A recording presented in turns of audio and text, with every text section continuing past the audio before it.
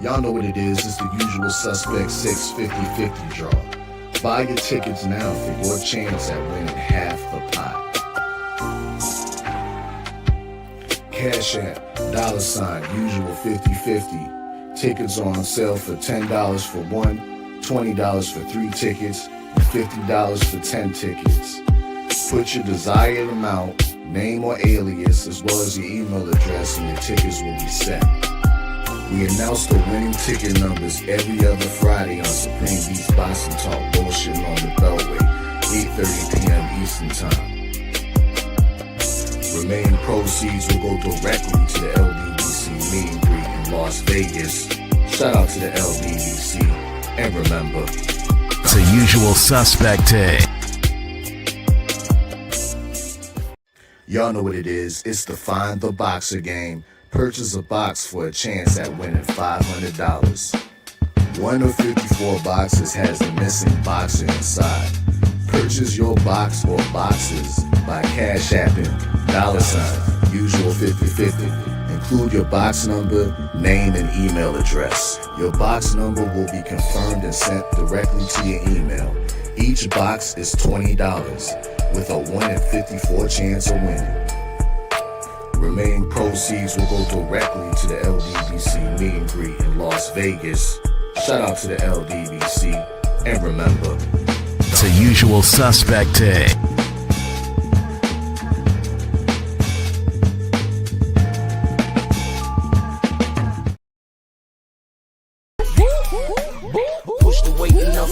Flex alive is more than the 6. Fit the runner, boy, you nigga, no question. You ain't run a motherfucker high stepping. Hey, you never had a big enough weapon. Motherfucker never learned your lesson. I'm a 88 pack nigga. I'm a 88 pack nigga. I mean, day walker, drink blood, trains out, full moon, motherfucker change like a hoe, nigga. I'm just a nigga from the hood trying to stack a little cheddar for the money.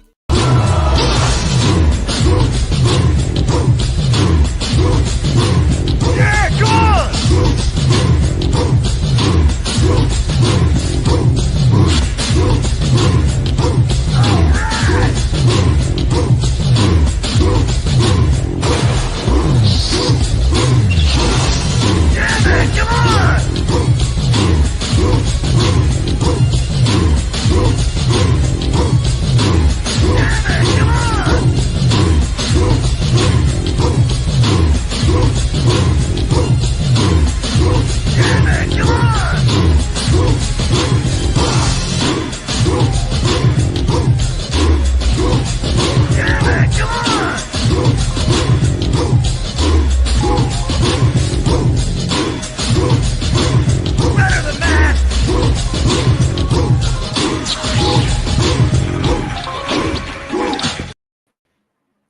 Ladies and gentlemen, it's your favorite day of the week.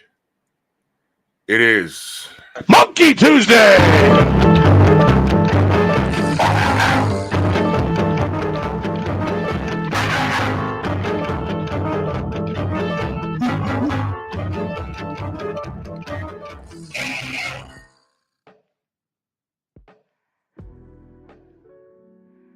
Yeah, buddy. Yeah, buddy. Lightweight. Lightweight, baby. Let's bleed this morning. Drew Titan Bronx on deck. Shout out to the mighty LDBC. If y'all missed Pep Talk last night, go ahead and run that back. We talking about some real ish. So let's get to it. Let's do this roll call real quick. Real spell salute, Michael Fleming. What's going on, Dial Big G? Now to 86 early in that super chat. Put some color in here. Salute, man. He says salute, Drew, and salute to the mighty LDBC, man. Salute to you, brother. Much love. Thank you so much. True Boxer Night in the building. Anwar Willis, Rick Blackwell, Val Anderson, Mr. Tiptoe, the Brothers UK, Tony C, Antonio MMA, Mind of Mansa Musa. What's going on, brother? Shogun, Adrian Vett, 88 Sports Talk, Jarrell Freeman, Todd Swindle, G. McCall, Bob, Mark Heston, Light Eyes, HMC, Brandon, Stephen X, Rod Neal, Eric Jordan, Salute, salute, salute. Freedom's March in the building. Salute. What's going on? Cedric Taylor. What's going on? Smash the like button. Like the video. Share the video. Share the video. We are our own algorithm, ladies and gentlemen. We don't rely on YouTube to do anything for us because we got the wrong complexion. All right? It's been proven. We aren't the only ones. They are caught. And now it's time to put virtual pen to paper on them. So if you look at your page, there's an arrow at the bottom of the video. It's an arrow pointing towards the right. You press that. A window will pop up and it says post. You post it and just say we outside or Drew's cooking. And then you come back to this page. It takes about 5 seconds, if that. I appreciate it. Anything that we want done, we got to do it ourselves. It's been that way in this country. It's been that way in this world. Go watch Pep Talk last night. And I'm talking specifically to my people. We have no friends out here. It's just us. And I'm not saying everybody hates us, but just look at the history of the world as it pertains to black people, and you'll see what I'm saying. This is why I don't like fussing with black people. It's ridiculous. 88 Sports Talk earlier in that super chat. He says, that Leopold dude might be worse than Hitler. What the F, man? School never taught us nothing about this. You see what I'm saying? You see? You looked it up. See? I spoke on him last night. I just said, look him up. Told you. You ain't gonna learn that in school. We learned about Dr. King and we learned about Adolf Hitler. I didn't know nothing about no King Leopold II until I got home. I started asking questions. And then my mom and pops was like, okay, now you're ready to learn. This is the history of the world. Hitler was bad, but there was a couple of guys out here that were also just as bad. What happened to us seems to get swept under the rug, and they love telling us, get over it, get over it, get over it. No. You get over it. Because we still got the boot on our neck. But I don't want to turn this show into that. How many black people don't know about King Leopold? This is what I'm saying. Freedom's March, salute. He said, salute, Drew. Y'all support the grind. Somebody wants to have an internet argument with me. Ha ha ha, wow. What do you mean? I don't know, bro. I don't do arguments, bro. I don't know. I don't know what's going, bro. I don't do it. I don't do none of that. I don't do none of that. Derek Gaines, the legend, salute. I'm not into it. Oh, see, people know. You see what I mean? See? How many times, if you grew up I was born in 1975. All right? I was born in 1975. I knew about the civil rights movement before they started teaching it to me in school. But there was like Dr. King was this great man, and he was. And Adolf Hitler was this demon, and he was.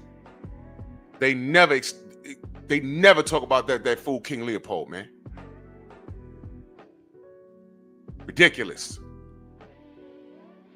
Tiago, what up? Are y'all talking about debate? Oh, somebody wants to debate? I don't know, bro. I don't do debates. They never end well. You know, people get upset, and I don't do debates. I just, it's not my thing. It's just not my thing. It's for other people. It's not for me.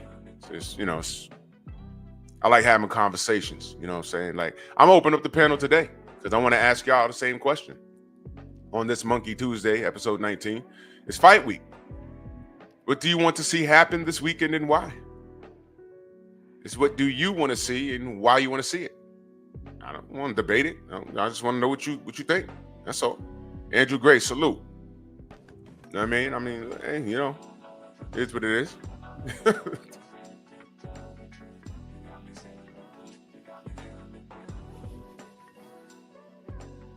I ain't want to get. I'm not going. I don't even know. I don't know what's going on. Style, what up?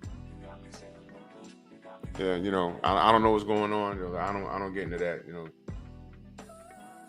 Debates start about the topic, and then it goes into, well, your mama. Oh, well, you a BAN. You a itch ass N-word. And I'm like, oh God, here we go. Now we're going left. And you wouldn't be saying that if you was in front of me. It's, oh God, here we go. And then we're gone. We're gone. Right there, gone. I don't do it. It happens 95% of the time I've seen debates. And it's like, oh God, we can't stick to the topic for 2 freaking seconds. So I don't participate. I don't participate. I'm good, man. Dritch, what up, man? He says, Drew, it's a lot of our history hidden. Check out Hidden Cut. Oh yeah, bro. I know, bro. I know. Dragon Fang, salute. Yeah, man. I know. We're kept in the dark. Our history's kept in the dark. Kept in the dark. Malcolm X was purposely not taught in the school system because he was violent. But you know, Dr. King's marching, he was getting bricks and bottles thrown at his head. And they don't tell you that he was having a change of heart. I led my people into a burning building, was his words. What did he mean by that? Leave segregation where it is. Why the hell you want to be around a bunch of people that want to kill you because you're black? That's odd. That's backwards. Why would you do that? Let them be. Because you know what happens? We're right. When you leave them alone, we didn't need them to live. And when we started living, how many Black Wall Streets got burned to the ground when we was doing our thing? Come on, man. History proves us right. And this is why I don't like to see black people fussing over nonsense. Nonsense. That dude went through the Congo and oh my God, it's ridiculous what that man did. Miles Ahead Podcast. Listen, there's a lot of us on the internet that just don't know. They just don't know. And there's too much information out here for you not to be educated. Boxing for me is supposed to be fun. But it breaks my heart when I see people in here willing to, just get dirty over fighters. And it's like, whoa, slow down. Slow down. Do you know what's at stake here? Andrew 100, salute. Dill Spoolie, salute. Do you know what's going on here for real? Slow down. And then when I see certain fighters' behavior, and I ain't gonna get too deep into that, but y'all know where I stand with that. It's like, whoa. Slow down. Slow down. Acondo, my brother, salute. Do y'all remember? Y'all might not remember, but there was a dude, a troll that came up in here and called himself King. He said King Leopold was a visionary. That was the name of his channel. Marvelous Marv, salute. A troll. I have the screenshot. Now I bet you, if I took a ghost account and I went to a Jewish channel and I said Hitler was right, I'd get thrown off of YouTube, never to be able to click anything ever again, bro. I promise you I wouldn't. So when you got behavior like that going on, why we on here fighting with each other? You got me. I don't get it. I don't get it, man. And I'm done trying to figure shit out. Been done.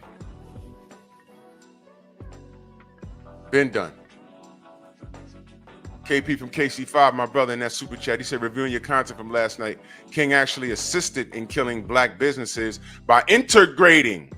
There you go. X was right. NAACP is ops too. If you know, you know.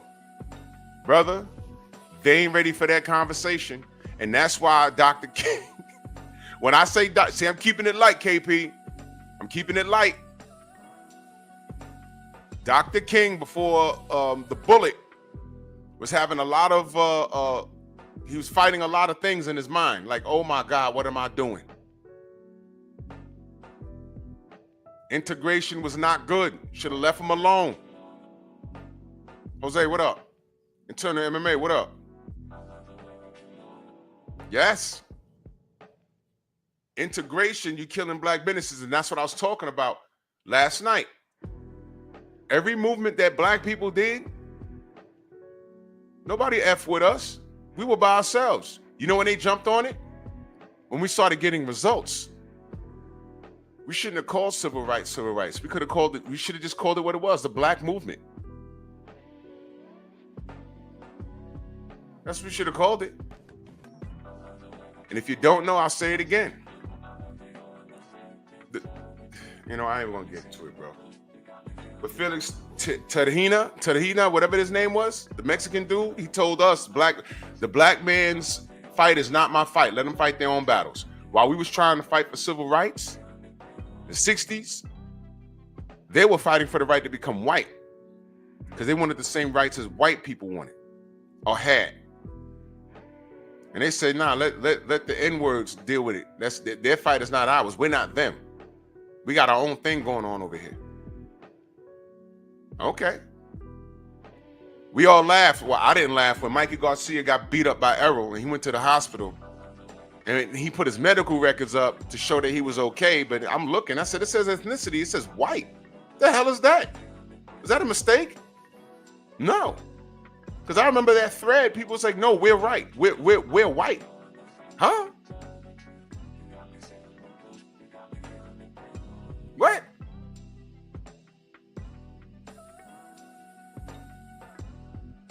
I was like, what the hell's going on? And then I saw Latinos on that thread saying, no, we're white. I'm like, no, you're not. Okay. Fast forward literally 2 presidents later, Trump in office, and now y'all crying. Why are the black people not with us? They're throwing out immigrants. Well, that's not our problem, man. You're not an immigrant. I mean, I'm sorry, illegals. Not an immigrant, illegals. You're not an illegal. Your grandparents are from the old country. Your parents are here and you're here. What the hell are you crying for? Dude was talking about, oh, well, you're going to see. Get your popcorn out. It's not only Mexicans. It's Nicaraguans. It's from Peru. It's Cubanos. I'm like, okay, look. Here's why I'm not moved. For 500 years, we've been by ourselves. Nobody likes us. Black Latinos, Black Europeans, Black Americans, Black Canadians, I'm cool. There's Black Mexicans. Do y'all know that? I'm gonna pull the video back up. I played the video. There's a whole black town. Mexicans with afros looking like me. They're black. When you look at Mexican, it's weird. You would not think that they're Mexican. If those dudes was walking around in New York, you would think they're Dominican. They're Mexican. They're Mexican. Why ain't they with anybody else? But they'll accept Canelo, pale Canelo with the red hair, they'll accept that. But not the little boy looking like a short King Kong Ortiz in Mexico. See what I mean? It's everywhere. I know we're not like. I'm cool with it. That's how I move. I'm fine. And it's a shame that it's become normalized. And when I move and shake outside of the states or within my own country, there's a possibility that I won't be liked because I'm black. It's normalized for me. So to the couple of people screaming and hollering on TikTok, talking about, oh, they're deporting my grandmother, they're deporting my friend.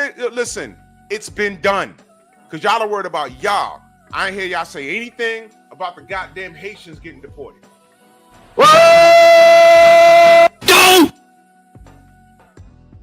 It's about y'all, right? Or is it about all illegals or just the ones that speak Espanol? Spare me. I don't want to hear it. I don't want to hear it. Because my stance is if you're illegal, that means you're not supposed to be here. Fools getting up there, oh, we're black people, it could happen to you. Wow. Really? I was born in Harlem and raised in the Bronx. I don't think I can get deported. Matter of fact, I'm pretty sure of it. I'm pretty sure of it. So what are we talking about here? You want us to be deported. You were never with us. And historically, since the 60s, you were never with us. So miss me with the black and brown pride. It was never there. Stop fronting. And it's okay. Handle your business. But welcome to the nigga wake-up call. But if you're Mexican American, this ain't even your fight. It's really not. And food for thought, and I'm gonna get back to boxing.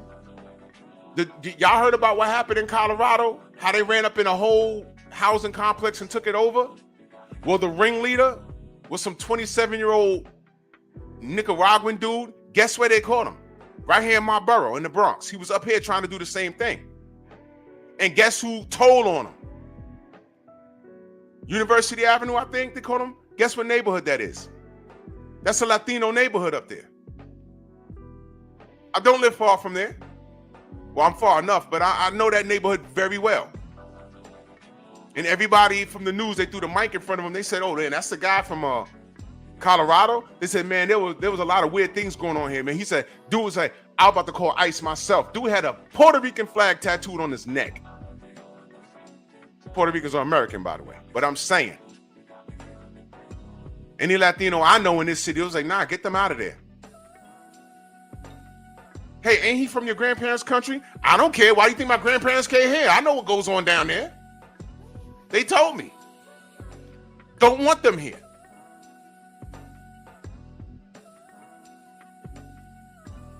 If their country, man, listen, when you're emptying out prisons, if your country don't want you, what makes you think you're gonna make it happen over here? I don't want you here either. I don't know what you was locked up for. Get away from me.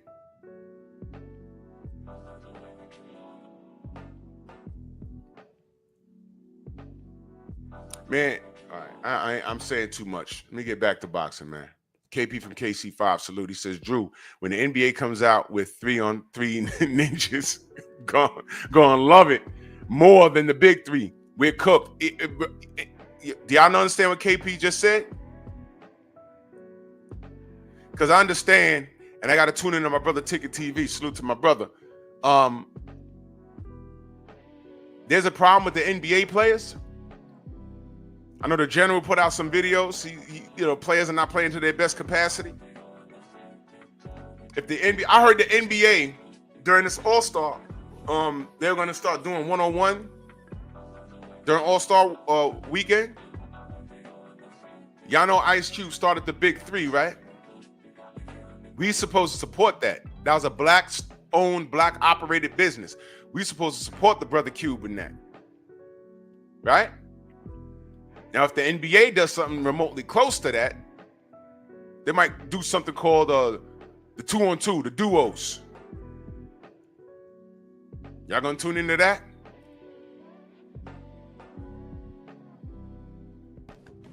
Xavier, what up? Card, salute.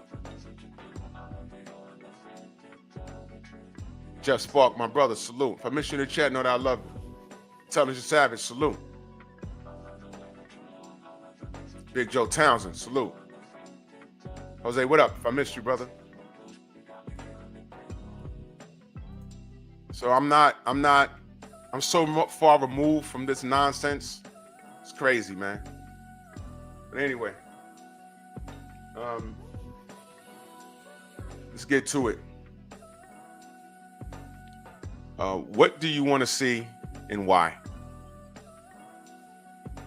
Now, I'm going to tell you what I want to see. I've been very clear, but I'm going to make sure I articulate it so that you can understand. All right. First of all, I'm not buying this. How much is this pay-per-view? It's like $80. $80. Who's buying it? So if you're buying it, it's okay. Tank fans, come out of hiding. Let me know. Dank Father, salute.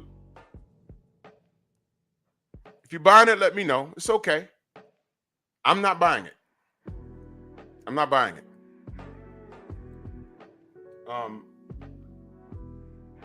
Fire Stick Force Unite.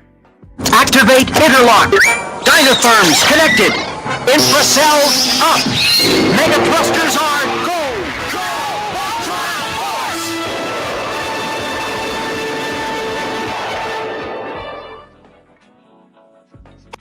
I got like 4 Fire Sticks on all the televisions in my crib. I'm not buying this. I'm streaming the nonsense out of it. Okay? So I'm not buying this. Is this like $80? This is $80?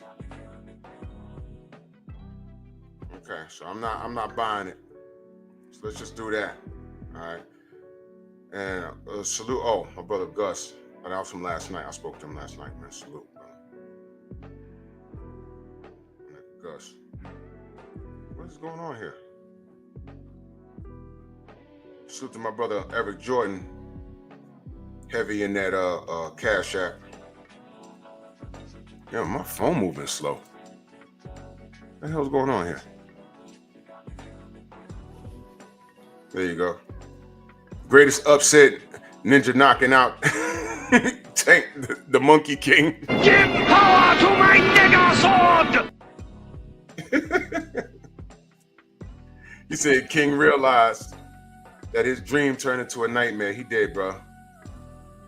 And when he was having some second thoughts, bro, it was too late.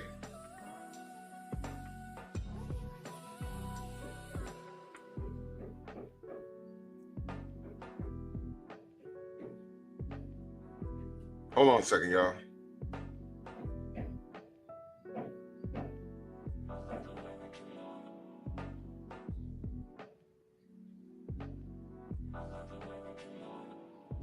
Hold on.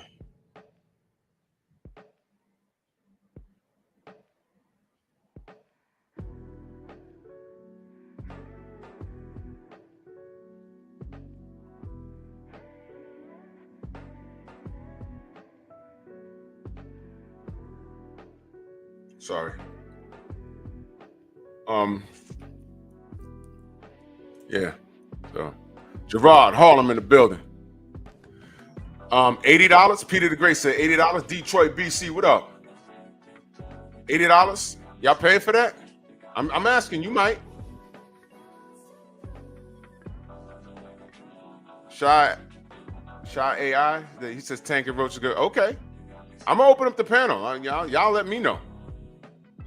Y'all let me know. I'm not buying it. I'm on the 5 Stick Force. I'll watch it. Tank for the knockout. Like around round 6 or 7. He's gonna get him. That's what I think's gonna happen. DP, what up? Tank gonna win. All right. Now, here's what I want to see. Unbelievable. Why is my crib phone? Hold on a second, y'all.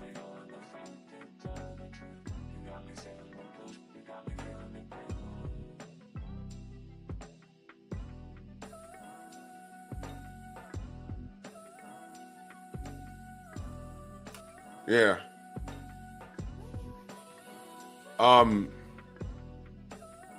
What I want to happen is I want a Buster Douglas moment. And here's why. I need a Buster Douglas moment because I think that's better for boxing.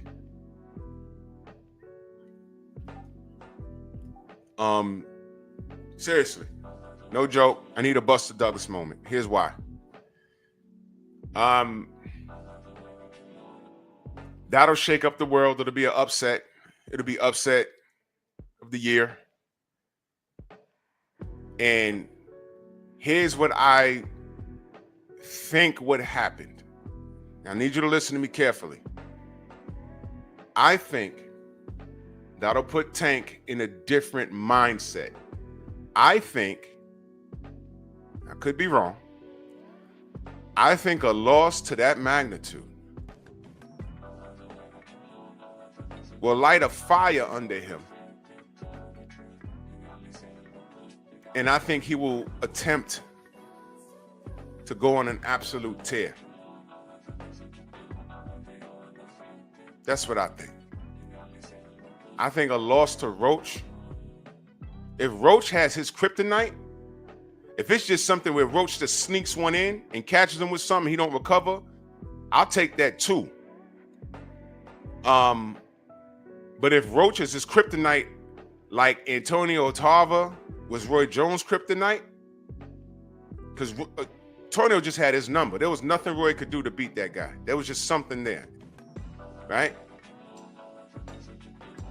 But not so much on the Roy Jones, Antonio Tarver level, but a Buster Douglas moment. We keep saying Buster Douglas, but let me. You know what? Not even Buster Douglas. Not even Buster Douglas. What if it's a situation where it's a Lennox Lewis moment when he fought Hasim Rahman? What if it's on that level? Nobody picked Hasim to win that fight. But it was more like Lennox, we all know by now, Lennox didn't take the fight too serious. And he lost the fight more than Hasim winning it. And we saw in the rematch the real Lennox Lewis. But if it's a moment where, you know, Tank is prepared, Tank is taking it serious. He is. But if it's a moment where Roach lands something and he don't recuperate, I think that's good for boxing. Tank will have a loss. A lot of greats have a loss, and I still stand by that. There's still time for Tank to turn this around. Tank is in his prime right now. All his contemporaries are in his prime right now. There's still time to turn this around. There's still time. There's still time. He can fix it. He can fix it.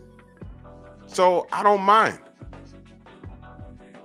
And I think a loss, basically what I'm saying, a loss will do good for him because everyone expected him to steamroll this guy. If he steamrolls this guy, I don't trust him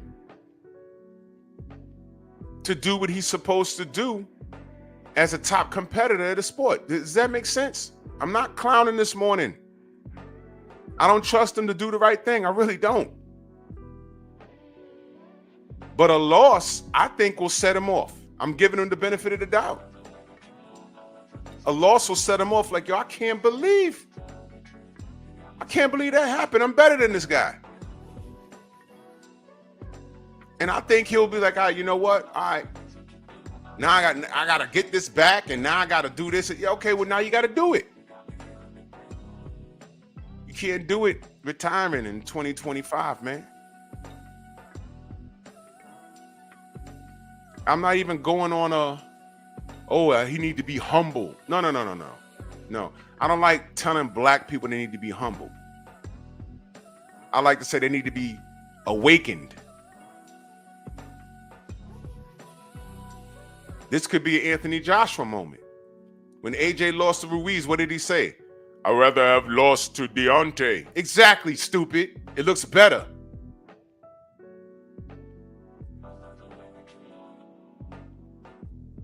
If he gets in there and loses the Roach, how that's going to look? But in my opinion, something like that needs to happen. I don't think it's going to happen, but it needs to happen. Because I think, and this is me having a little bit of faith in Tank, I think a loss at this moment in his career will light a fire under him.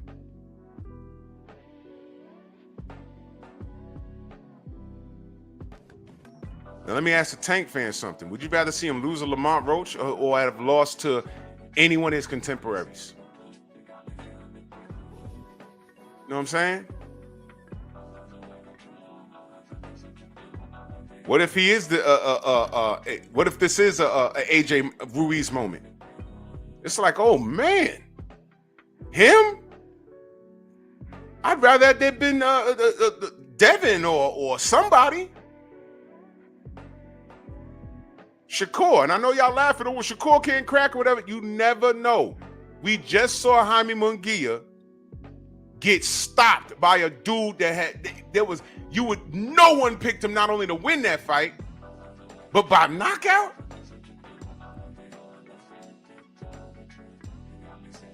Oh, really, Stormy? 30 minutes? They wouldn't allow you to hit the like button? Yo, family, I'm telling you, YouTube, let me highlight that. You know, y'all could screenshot that.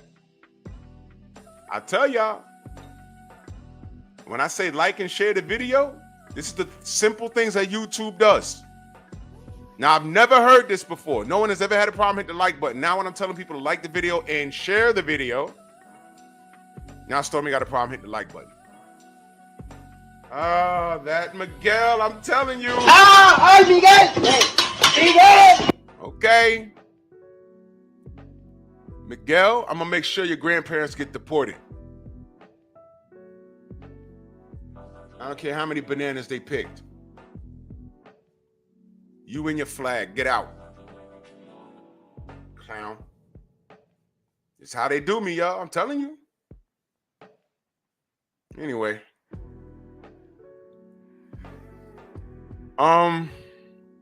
But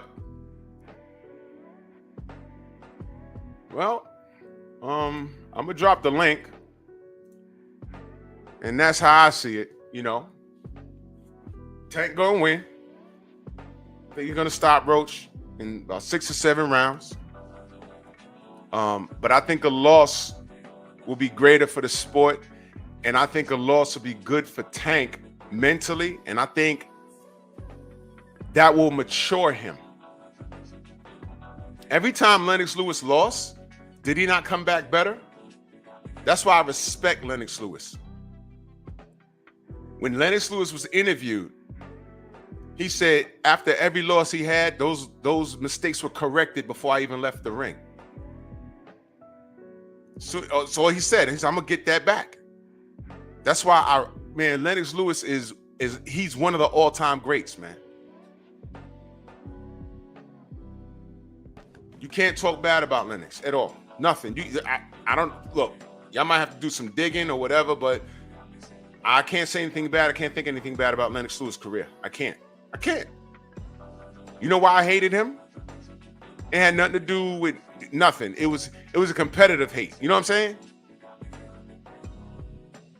Like forever, there's no Indiana Pacer fan that loves the Knicks. Never. And vice versa. It don't go that way. Knicks, Bulls fans, no. Who was around back in the 90s when Starks got traded and he ended up in Chicago? Y'all remember that? Oh, Lord, that made the news out here. When John Starks got on the floor with a Bulls jersey on, it was just wrong. And the crowd booed him. And he was part of the home team. They booed the crap out of him. King Corleone, what up? Abdullah, what up? Eric O, Messenger, Toby, what up? It just seemed wrong. I was looking at it. I was like, that looks so wrong. Didn't look right at all. I was like, ugh, look at that. And they were booing him. They played the audio. They were booing him. And in every Chicago Bulls fan's mind, that guy's a Knick forever. He is a Knick. That's it. Man. That's what it was, man. It just wasn't right. I didn't like Lennox Lewis, not because I wasn't like picking apart his style and nothing. I didn't like him because we didn't have an American heavyweight that can compete with him until Bo threw the belt in the trash, and then Evander Holyfield stepped up and got a gift.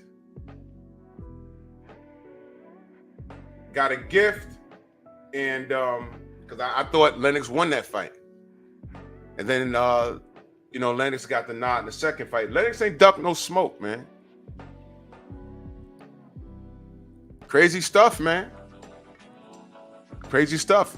And I'd like to believe, when you talk about all-time greats, I'm also talking about mentalities. That's why I have these conversations about Mike Tyson. I would rather Tank be of a Lennox Lewis mentality than a Mike Tyson mentality.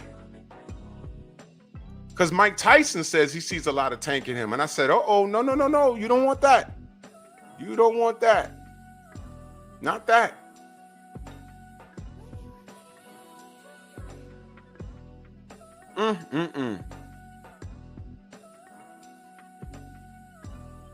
Oh, yeah, Gary? That's okay. I got to... Yeah, they saying the Willie Lynch letter is a hoax. You see that? That's okay. Because I'm going to discuss the Willie Lynch letter. Too late. Yeah, hey, Gary, you know what's crazy? They also tried to send textbooks to somewhere in Texas, right? And they said Africans migrated to America for a better way of life. Oh, you mean slavery? Wow. What? And parents who actually read their kids' text, they said, wait a minute. I'm talking about textbooks, not text on the phone. Textbooks. Remember textbooks when you was in school? And they said, no. Africans weren't broke. They didn't come here for a better way of life. They didn't come here for a better way of life. They were brought here on boats against their will. What do you mean? In the school system down there, Gary, look it up. It's online. I couldn't believe this. This was a few years ago. Because it was their way of them trying to erase history. We don't need to talk about slavery anymore. What you mean? Darius, what up? What you mean? They tried to, that was a jab. That was them punching us in the lip. Louis Hinton, what up? Know what I'm saying? Just to see if we don't, because you know if you want to hide something from a nigga, you put it in the book. Just to see if we don't pay attention. And parents paid attention. It was like, yo, what is this? You mean slavery? This is wrong. And they had to recall the book. So you believe that? They were starting in Texas. Where that Mexican movement didn't want to unite for civil rights movements. Right there in Texas, and I think in Houston. They told us the black man's struggle is not our struggle. We don't want to align with them. Cool. Just like parents are outraged when they was reading these very explicit texts in the books talking about gay relationships, sexual gay relationships, and they had to go to a school board and saying, yo, look, why is this in the curriculum? There were fathers of all races, cultures, and creeds talking about, yo, look, this is not up to y'all. My kids don't need to learn this. You need to be learning English and math.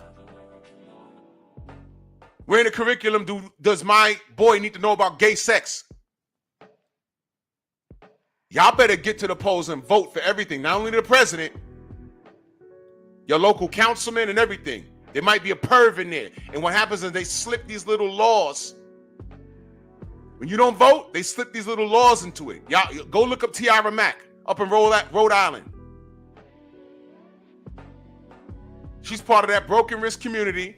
And how did she try and campaign and get votes? She went to the beach and got into a thong and started twerking on her head and said, vote Tiara Mack. I said, what is this? Black woman, highly educated. That's what she does for votes? Now I'm going to say this and I'm going to get back to boxing. I know exactly why Kamala Harris lost the damn vote. Lost the majority of the black vote. Why the majority of the black vote didn't... Well, we rallied behind her the best way we could, but not enough to push her over. You know why? Well, you know what? Let me tell you what did it for me. Because I'm just listening to the sister, allegedly sister, whatever. I'm just listening. And then I saw some fat homo with a rundown stripper from Miami talking about no vote, no fucking. That was the Democratic Party, man. I was like, what is this? That's supposed to get the young cats to run to the polls? What poll? The stripper poll? Really? Some fat dude with a BBL? A man with a BBL? And this, what? The packaging was all wrong. It was all wrong. And I was highly offended. I was highly offended. I said, well, there you go. I said, that right there? They don't know how many black people turned away from the Democratic Party off of that right there. I talked about that on Pep Talk. I said, what is this? What is this? Highly offended. Bees, what up?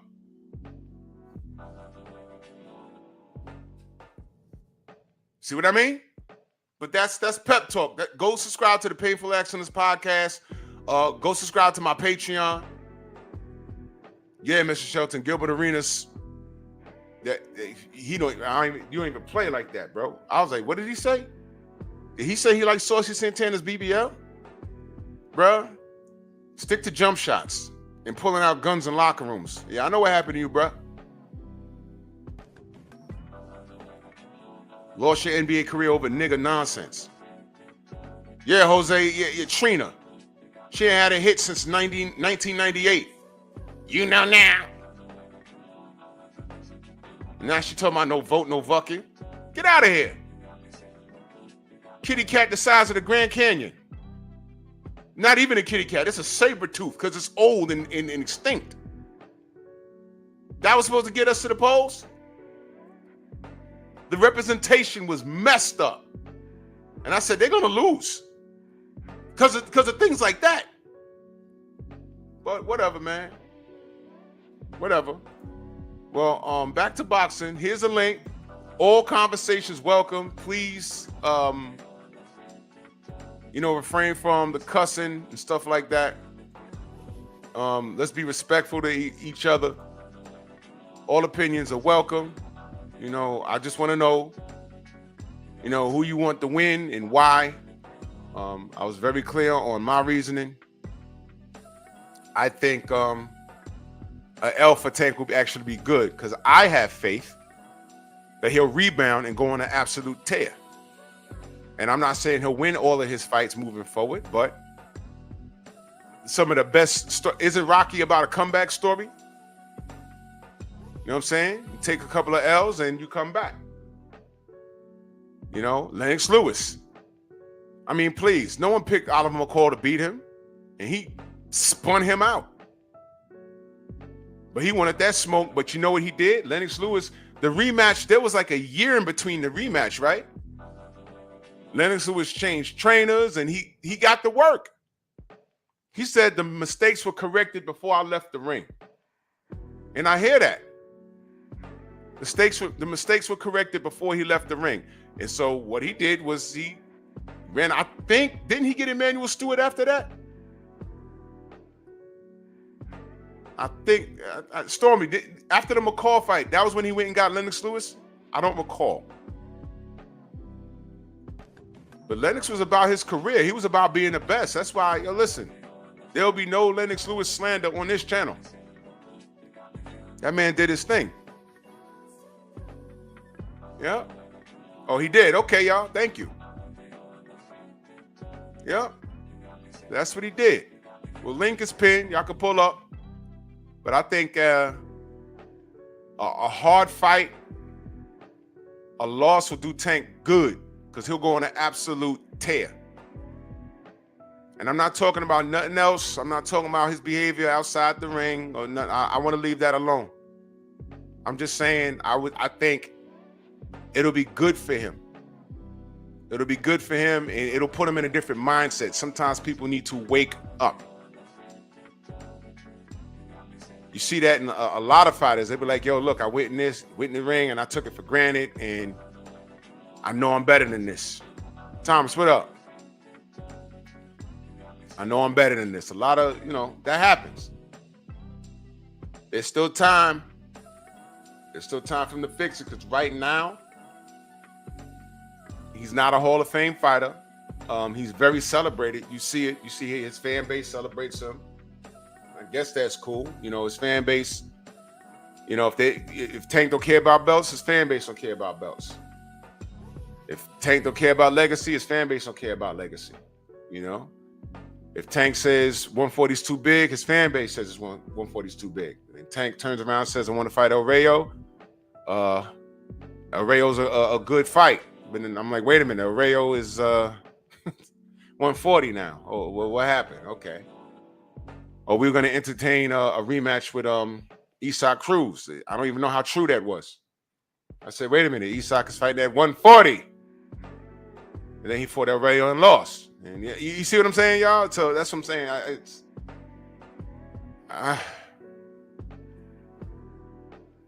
It's hard to like this kid, man. It's hard. It's very difficult, man. What, nobody wants to talk to me today? That's okay. I'll just keep talking. You know, I want to see Tank lose, and I'm explaining it because I think a loss would be good for him. Not no hey, he lost. I'm not even doing all of that. I'm not even doing all of that. Because if this man loses, my only question is, are you awake now? You up? You awake now? Can you get your day started now?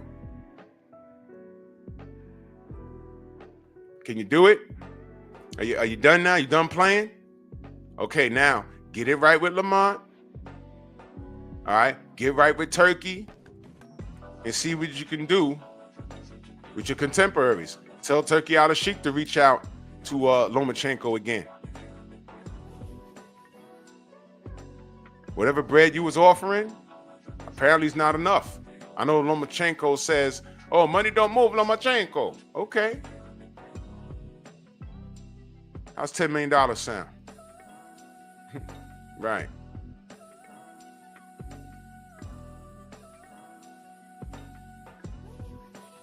Money don't move Lomachenko. I know what a lot of movement that guy did. Franchise statuses and all, man. And speaking of the WBC, man, yo, oh my gosh, man. They want to do open scoring now and all this other stuff, man. Why are they always trying to reinvent the wheel, man? I don't trust nothing that these guys do. They want to do open scoring after, what, 6 rounds or something? Did I hear that right? Claim, do me a favor. You were here yesterday. Turn on your camera so I can see you're a real person, because I get a lot of weirdos here. Just turn on your camera real quick so I can see you're a real person. Okay. All right, I got you. Just turn your camera off. Okay.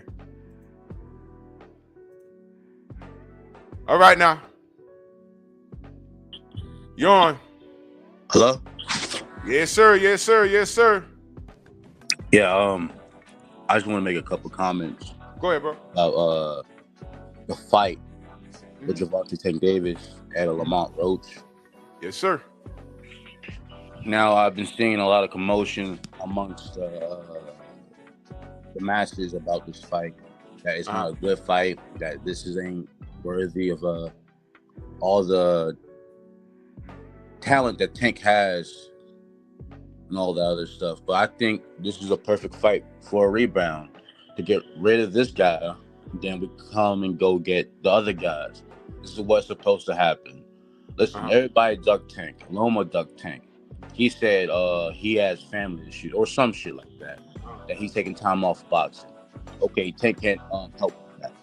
Then Shakur is trying to say he's a guy higher than he is. But now I just saw him go 9 rounds with an Electric Man. He ain't all that. The other guy, Tio, he's trying to be calling people monkeys and shit. And nobody's trying to do that. Even turn down the cursing for me, brother. Thank you. Oh, I'm sorry. That. It's okay. Yeah, Go ahead, brother. So Bud, what's his name? Bud just checked him and said, "Oh, what was all that stuff he was talking about?" He said, "Oh no, just promotion." So I'm like, you promote. This is not the way you go about it. Like all these guys that y'all want him to fight, they are moving weird. All of them. So it ain't a Tank thing. It's I would say boxing business thing. Another thing I'm gonna say is who have these guys fought? I'm talking about Shakur. I'm talking about Tio. I'm talking about all these guys. Who have they fought that y'all critique Tank fighting? Oh, he ain't fighting nobody. Who did they fight? Shakur, only guys I know Shakur fought was Oscar Valdez, who's a fucking bum. He's terrible. I'm sorry about the language. Language, brother. Yeah, but he's a bum. Like he is a terrible fighter. Terrible. The other guy, and Jamel Herring, and Robert Constanceau. But he's not. He was a champion at 130. But let's be honest, Shakur didn't really look impressive in all these old wins. He didn't impress me. He didn't outbox him like he's some boxing guy. Okay, can I interject? Let me just ask a question. Go ahead. If fighters, if you're saying that basically Tank's contemporaries, they don't have a resume to make a statement to fight Tank. Tank's opponents, we could say the same thing. So what made them any better to get a Tank fight than the names you mentioned? Well, Gamboa, he was already established. Okay. That's a good name to have on your resume. Also, what's his name? When he was going up to 140 to fight Mario Barrios, that's his first time ever went to 140 pounds. And that's going against a tough opponent in Mario Barrios. He wasn't. Okay, wait, stop right there. And let me interject.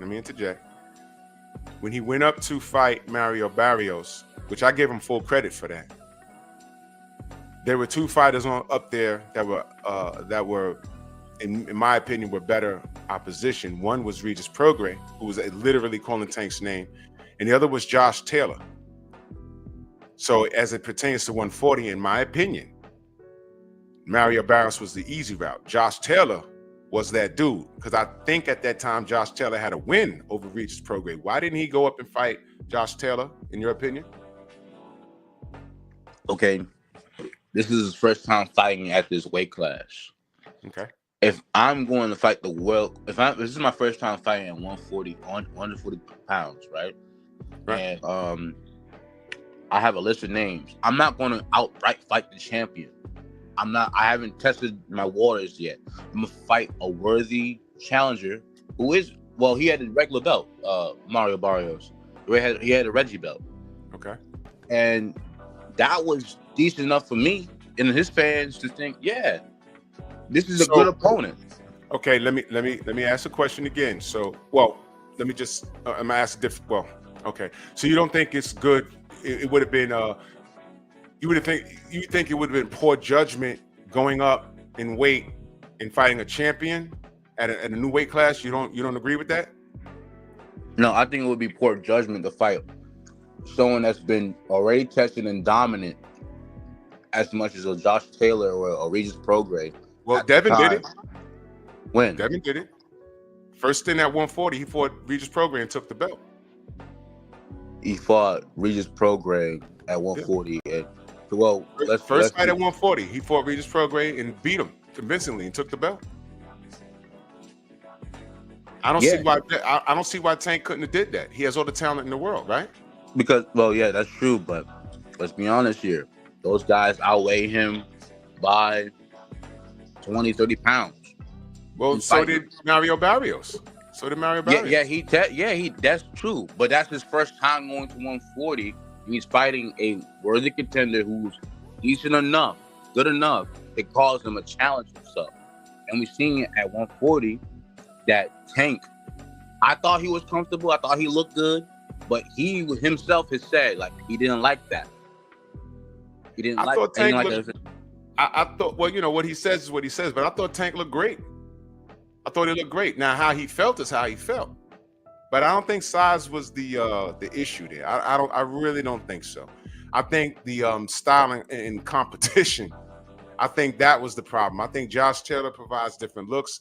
I think Regis Prograis provides different looks. Mario Barrios provided a style that Tank could completely contradict, and he did. He didn't. That's just what I've seen. Tank fights people that he knows he can beat, and this was my problem with the Salute, Darius. Give me 1 second. Yeah. And this was my problem with the Lamont Roach selection claim. He doesn't have to do it. Now, his fans put Tank on a pedestal, and I get it. Tank is a phenomenal athlete. I'm not playing this morning, y'all. I'm being very serious. He's a phenomenal athlete. I just think he's purposely underachieving, and that's what gets me annoyed with him. I think Tank is underachieving purposely. Can he compete with all his contemporaries when they were at 135? I think so. Does he beat everybody? I don't know. But I know that when he was the A side, he wasn't calling for none of this smoke. That's why I don't get into all of the, well, who sent this and the contract? Because what I know is that the A sides makes the claim. When Deontay Wilder and AJ was neck and neck, and they were at each other's throats, it was up to AJ to make the fight. He never did it. I keep it simple over here. I think Tank is purposely underachieving, which is why I feel a loss in this situation would do him good, because I think that would light a fire under him and he would attempt to go on an absolute tear. And I'll give that back to you, Claim. You go ahead, brother. That's where I disagree with that. Go ahead. If he loses, he already told us that he wants to get out of the sport. That will give him more incentive to leave earlier than his Can I chime in? Go ahead. Can I chime in, brother? Go ahead, Darius. Go ahead. All right, like I feel you on that, but he's been doing boxing for way too long. He's been boxing since he was a little kid. I feel like mentally that will fuck him up. Like, all right, I lost, but let me bounce back. Honestly, that's all I got to say about that. Well, he would try to get some get back. Check out that something real quick, man. Go ahead, Peter. Go ahead. Yeah. So the thing about Tank is like, is he the type of person where mental wise, I feel like he can't take a loss. Like because mental wise, because I don't know if he can handle the type of loss that or so-called loss like Devin took versus Ryan Garcia. I don't know if he can take the type of embarrassment like that, because it would break him down mentally. I mean, hell, if Rosenthal came up with some type of Buster Douglas type of moment, I don't think Tank's gonna fight again. That's how I feel. Salute to Paul Carrick in that Cash App. Salute to you, brother. Much love and appreciation in that Cash App, Paul Carrick. Thank you so much. Go ahead, Darius. I think he will. Like, I really think he will, because like I've been watching the motherfucker ever since he became pro and whatnot. Like, it's hard for me to really still accept the fact that he's taking the route that he's taking. Playing this, I don't want to lose or this and that, and don't want to fight his real contemporaries. With that being said, it's like, that's not what if you've been doing this if you've been doing this your whole life, I feel like it will actually kickstart something within him, like, bro, I can't go out like that. You know what I'm saying? Yeah, I'm leaning towards that. Yeah. Let me tell you this real quick thing. When you guys dissected that interview or whatever, everyone watched that interview, Tank said, "Oh, my biggest fear is to lose and be embarrassed." Why wouldn't he feel that way? That's why he was mad that when the training camps weren't that's why he said the fight was freaking canceled. Did y'all not watch the same interview that I saw? Yeah, I saw. He said, when the fight camp wasn't being properly managed and run, he didn't like that, because he likes to be prepared and not embarrass himself inside the ring. He's a perfectionist. That's what Tank is. So he's like, oh, if these guys ain't on timing, he don't want to fight because he doesn't feel like he's 100%. Okay, so does you think that type of attitude prohibited him to face his contemporaries when they were all at 135? Well, I'm going off my inference. I'm inferencing here. I'm going off background knowledge from the interview I watched, and I'm hearing what he had to go through Floyd Mayweather when he was about to fight Jose Pedraza. He was about to get evicted. Had a 1 year or 8 month layoff. He was on the shelf under Floyd Mayweather's promotion, and out of nowhere, these guys says, "Oh, hey, you fighting this guy?" And it's the world champion in 130 with the hottest shit there. Sorry, my fault, but the hottest guy, Jose Pedraza. So Tank is not prepared. That's why I'm going off, and he doubled on this when I was on his interview. you give him full credit for the Pedraza fight, as do I, right? Yes, of course I do. Okay. So that's greatness. Sometimes you don't. Sometimes think you're not prepared. This is boxing. Sometimes you're not prepared to do things that you're prepared to do. For example, everybody, myself included, wants a Shakur fight now. Shakur had no data on Padley. None. He had zero data. That's dangerous. There was a slight chance that Padley could have went in there and shocked the world. And Padley gave it all. Round one, I was like, oh my God, I don't see Shakur dealing with this for 12 rounds. But Shakur has a high ring IQ, and he picked Padley apart and showed that he's levels above Padley. You understand? That's greatness. That's a greatness mentality. He was supposed to do that. Yeah, he's supposed to. Now, if hold on one second. Now, if you're saying that Pedraza was picked, and maybe that's why Tank keeps saying that was a setup fight.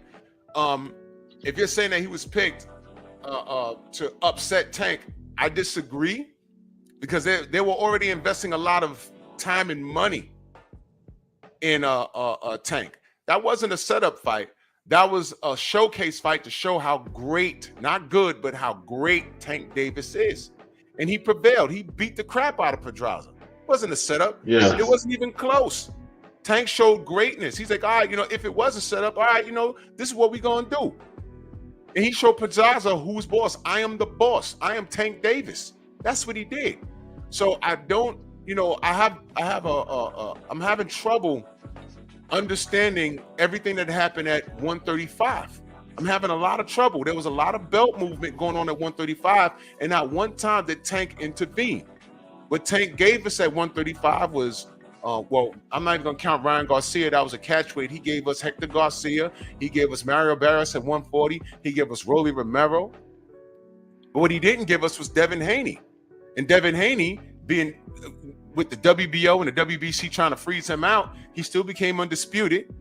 Enter George Kambosos. He became unified after beating Teofimo Lopez. Teofimo Lopez beat Lomachenko. Devin whooped who he could whoop on. And before he left, he offered Shakur a chance at him being undisputed at one fight, first time on pay-per-view, right? And Shakur declined, saying, I know my worth. Okay, you know your worth? Okay, you really haven't done much, but I'm offering you a fight.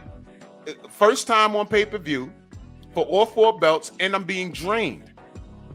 And Shakur said, no, you know your worth. All right, fine. You went in for Edwin De Los Santos. Some people are walking out on your fight in Jersey. He should have ran that shit with him. He was supposed to run that with Devin, because guess what? That was a winnable fight for Shakur, because Devin was at a complete different vantage physically. So that's what I'm saying. I'm watching Devin Haney put in the work, and I watched everybody, even, and I hate to say it, Teofimo Lopez. He put in a bit of work. And he didn't win all his fights, but at least he got in there. Tank was there the whole time. The whole time. And his fans just celebrate him fighting mediocre opponents. And that's what frustrates me.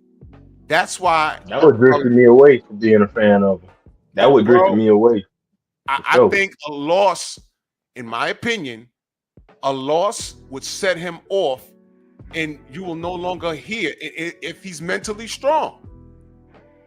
A loss. Now I say, yeah, that's the question though, man. Like, he is mentally weak. That's why I think Devin gonna beat him. You know what I'm saying? He's mentally weak. He can't sit there and go 12 rounds with this man just getting jabbed the hell out of. I just don't think he got the mental toughness for that shit.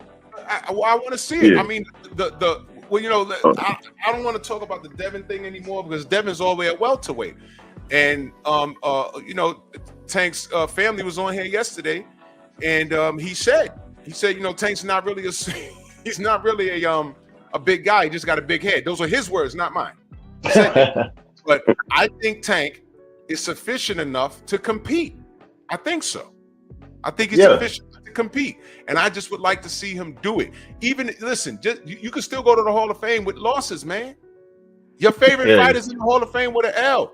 And Floyd Mayweather put too much emphasis on that undefeated shit. Too much. You know what I'm saying? You can be in the Hall of Fame with an L. It's okay. But what frustrates me is that Tank isn't challenging himself. And salute to my brother, Mr. Shelton. in that super chat. He said Mario Camaro's Sweet Dream 2. He was. Yep. He was. Queen. He was. But I think that a loss will do Tank good. It'll do him good. And I think it'll listen, if he might have a Lennox Lewis mentality and not know it. You know what I'm saying? No, nothing do you better. Nothing do you better than ass whooping. Nothing do you better than ass whooping. Hey, Drew. I don't think Tank. See my Tank.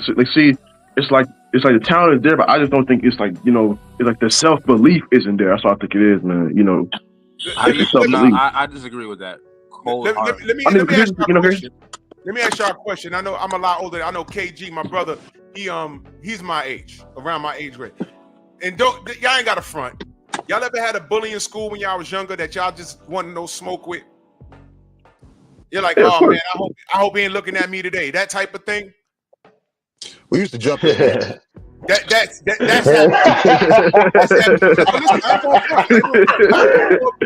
I'm thinking all for. Now look.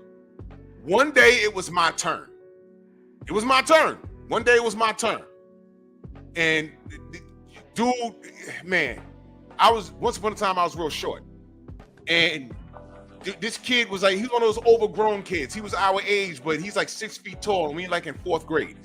You know what I mean? It was ridiculous, man. So one day it was my turn, and he came up to me, he did something, and snitching was a big thing. You don't go tell the teacher because it's the worst ass whooping after school. So I didn't do anything. Right? After school, it's my turn.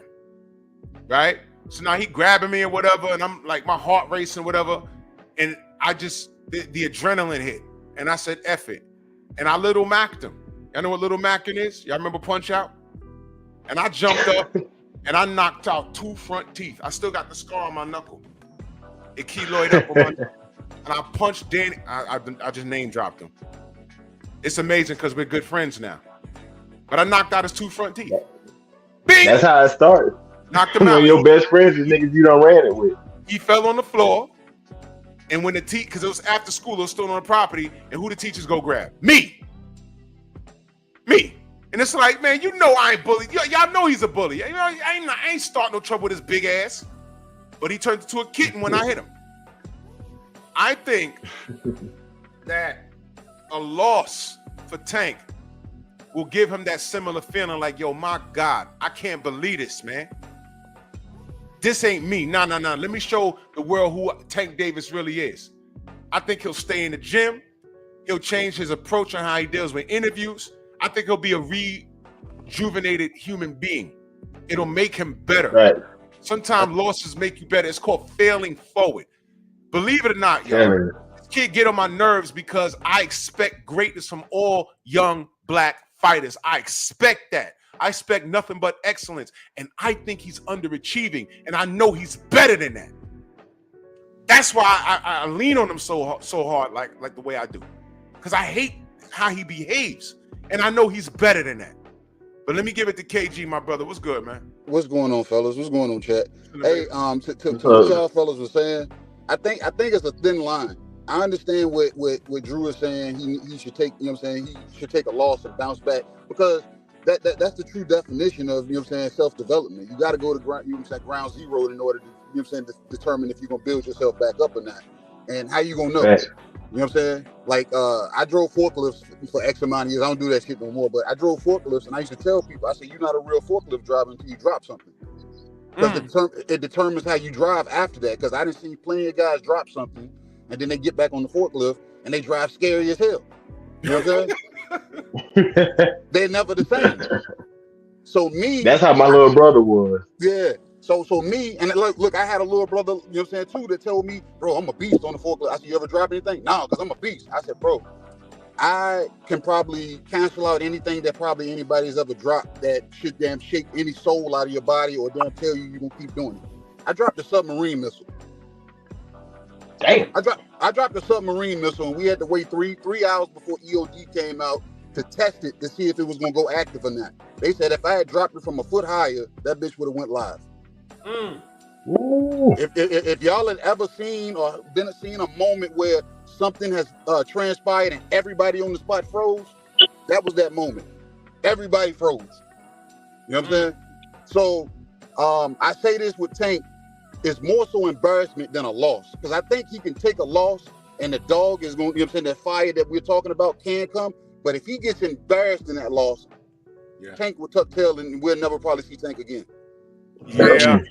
And I hate to say I ain't gonna lie. because like I said, it's more so he worried about how everybody looks. You see how when somebody brings up a name to him, first thing he says, what has that person done? How much money has he made? Has he done this? And you're like, bro, that's irrelevant right now. He's the top contender right now. He's top 5 in your weight class. So like I said, that shit throws me left. I believe what did it was him seeing what they did to Arrow. Yeah, but you're your own boss now. It's different now because you're your own boss. Because damn, when Floyd and AB. When Floyd was around, we understood that Floyd was then feeding him a certain diet. He was trying to keep him on the Uncle Roger diet. You know what I'm saying? The Mexican diet. We understood that. But when Tank damn stepped down and said, hey, I'm not dealing with Floyd no more. I'm my own boss. And he fought Frank Martin. I was like, wow, I'm proud of you. You're fighting a black fighter. But then we still get the same Tank that we've been getting from when he was under Floyd. Oh, I didn't ask for this. Oh, I ain't looking for this. What is this person? It's a lot of excuses. And I'm like, you doing this with guys that's next to you. That's my problem with Tank. I love Tank to death. I've been to maybe 4 of his fights. But you can't move like that. You can't say, oh, you don't do the dance moves like me, so you don't deserve to be on the dance floor with me. Nah, bro. I paid to get in this club too. I paid to get in this club too. Oh, you limit the money I make. You know, hey. I ain't worried about the money you make. Come look. Yeah. The thing is, look, I've been saying this for a while, Drew, and I'm tired of people in boxing saying, "Oh, this person needs to apologize for this, or this person needs to do this." I'm like, bump all that, bro. This is the hurt business. People are supposed to get beat up. Yeah. You know what I'm saying? If you talking shit, you deserve to get beat up. If you saying I ain't did nothing, beat me up and prove to me that I haven't done anything. That's right. You know what I'm saying? Right. Beat me up, because obviously if I'm saying it, the dude next to me saying it, and that whole crowd over there is saying it, obviously it has some validity to it. So come beat me up, put me out of my misery. If Shakur is not that dude and his hands is weak as daggone toilet paper, beat him up. Beat him up. Get him up out of there. Stop worrying about what somebody's going to do and not want to do what you want them to do. Don't nobody care. It's boxing. You're supposed to impose your will and make him do what you want him to do. Not they're going to have him get in the ring already doing what you want him to do. These guys not going to stand in front of you and give you what you want, Tank. You got to hunt for it. And you got the genius to do it. Stop them holding yourself and showcase it. Damn right, man. 100%. That's what I got. And salute to my brother Eric Jordan at Cash App. He said Tank been ducking real competition for 4 years, effing monkey. Listen, this is the general thought behind him. This is the general thought, and I stand on it. There's still time. He could correct a lot of this, and leaving in 2020 after 2025. Here's my take on it, man. If you want to leave and you talking about your daughters and stuff like that, bro, that's great. Don't stick around then. Because once your brain is gone, I don't want to see you in the ring. You can get yourself hurt, bro. You can get yourself hurt. Get out the game. I'm cool with it. Get out the game, get out the way, and let everyone who's still in the game do what they do. But if you pump faking, get it popping, man. Get it popping. I predict he's going to stop Lamont Roach. I'm not from the ilk of having a discussion whether this is a good fight or not. I feel how I feel, and I'm saying it's unnecessary. He's fighting a 130-pounder. I know they have history, but it's a living contradiction as to why he's fighting this guy. I would rather not see it. There's so many other things he could be doing right now other than facing Lamont Roach. But it's happening this Saturday. I picked Tank for the win. I'm gonna go around the panel. What does he do after this? Let me go to the brother Claim first. What does Tank do after this? You're on mute, brother. Yeah. Hello. Yeah. Tank after this fight. Yeah. I believe. Okay. Of course, he's gonna rest for a little bit. Then back to the drawing board, talk to Al Heyman, speak about the options that he has. I believe he should take on. I want to see him. Ideally, I want to see him fight Teofimo Lopez, but I do think the next challenger should be ideally Keyshawn or Shakur Stevenson. But he has to see what Al Heyman, PBC, has planned for him. That's who he runs it by. Peter, which there's a little to unpack there, but Peter, what you got? Me and Al get out the game. No, I'm joking. But let me see, man. I mean, you know, a lot of you knocks out Roach, man. You know, of course, you know, he's gonna take his time off, man. Personally, I feel like he's gonna fuck around and fight that little nigga. I'm sorry. You know, Floyd Scarfield. I mean, WB, A Minotaur. That's what I think. Yeah, I think he's gonna fight him.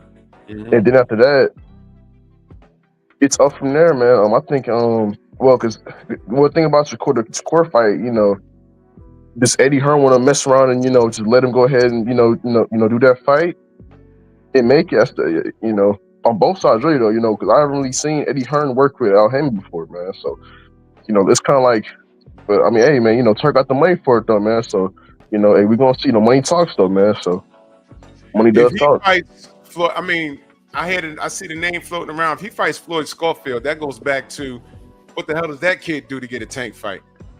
You know what I mean? Hey, same thing to Roach, man. Hey, same thing to Roach. Same thing to Roach and Frank Martin, man. What is, you know, hell, I'm sorry, you know, but like, what has Frank Martin done to get a Tank? What has Roach done to get a Tank fight? You know, his last, and what has Rolly Romero done to get a Tank fight, man? You know, yeah, bro, that's what I'm saying. So it's kind of like, you know, like, so we talking about, who sells, get something like that. He talked his way into that. Yeah, we talk who sells this, who sells that. Like, I mean, you know, me personally, you know, I don't remember Romero being on pay-per-view before he fought Tank. I don't remember Frank Martin or Roach being on pay-per-view before he fought Tank. I mean, I'm just, you know, I don't know. Oh man, this is, man, it's a simple conversation, but fans make it very difficult. That's why I'm not talking about, you know, it's hard because it's like, man, why do people want to rely on who did what? I think that Shakur's more accomplished than Floyd Scarfield, but somehow that fight was being made. If Tank after Lamont Roach, because I think he's gonna knock Lamont Roach out. I do think so. If he fights, if Floyd Scarfield's even mentioned, man, I'm telling you, Drew, man, hey, it's gonna mess around. You know, like they're gonna make excuses, be like, oh yeah,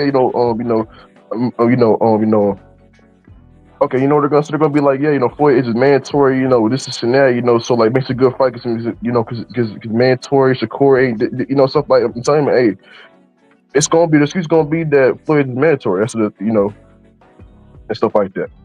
Even though Tank don't care about the belts, apparently, you know, belts don't matter though, but he gonna fight him just because the excuse is, you know, the best looking excuse is he's his mandatory. So that's gonna be the excuse. Yeah, this is aggravating. This is aggravating. Darius, what do you want to see if Tank wins? What do you want to see next? If he wins, what I want to see, of course, is Shakur. But if he wins, I already know he's gonna go to Floyd. So that's all I got to say about that. Lord have mercy. I say it, but that's all. That's what I know. If he wins, he's gonna go straight to Floyd.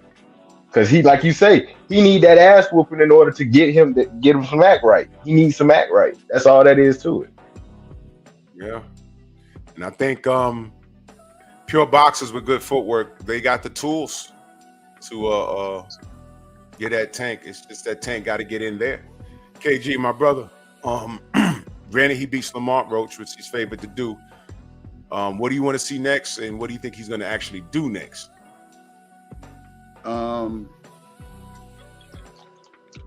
What I would want him to do is to, you know what I'm saying, go for unification. Go ahead and fill up, you know what I'm saying, this division. Prove to me that legacy is part of what you're trying to do in boxing, because you've already showed that you've made the bag. And you also express your jealousy that other people are able to get to the bag now. So Now that don't separate you pretty much too much anymore. You make more than them, but it don't separate you from them too much anymore. You should be chasing these titles. But I know he's not. He's gonna be looking probably for somebody more so off the grid, like they said, like a Kid Schofield, just to appease. You know what I'm saying? Just to say, oh, I did this. We know Kid Schofield hasn't done much. You know what I'm saying? His dad has done more than Kid Schofield. You know what I'm saying? That's auntie, man.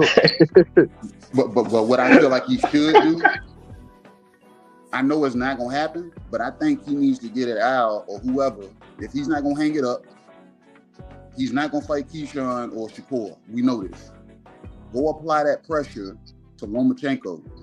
And force him to vacate and fight for that vacant title against the nobody that they're gonna put in that vacant slot. Buy yourself some time, get another bag and hang it up. Because that's what he's gonna do. He gonna say, "Oh, I'm a unified champion. Y'all can't say I ain't this. I'm a unified." So that's exactly what he's gonna, you know what I'm saying. He's gonna put the pressure on Loma, and they're not gonna get that fight. Loma gonna end up hanging it up because I don't think Loma was my guy, but he aged out because of the age that he came in at. So we knew Father Time was gonna be still undefeated in that case, and he got shoulder injuries, elbow in, so you know what I'm saying, it's not in his favor. So force him to vacate and fight the nobody that they, you know what I'm saying, that the nobody of your choice. Pull a Canelo and fight you a Yildirim. That's what you do. What the hell are you holding on to that belt for?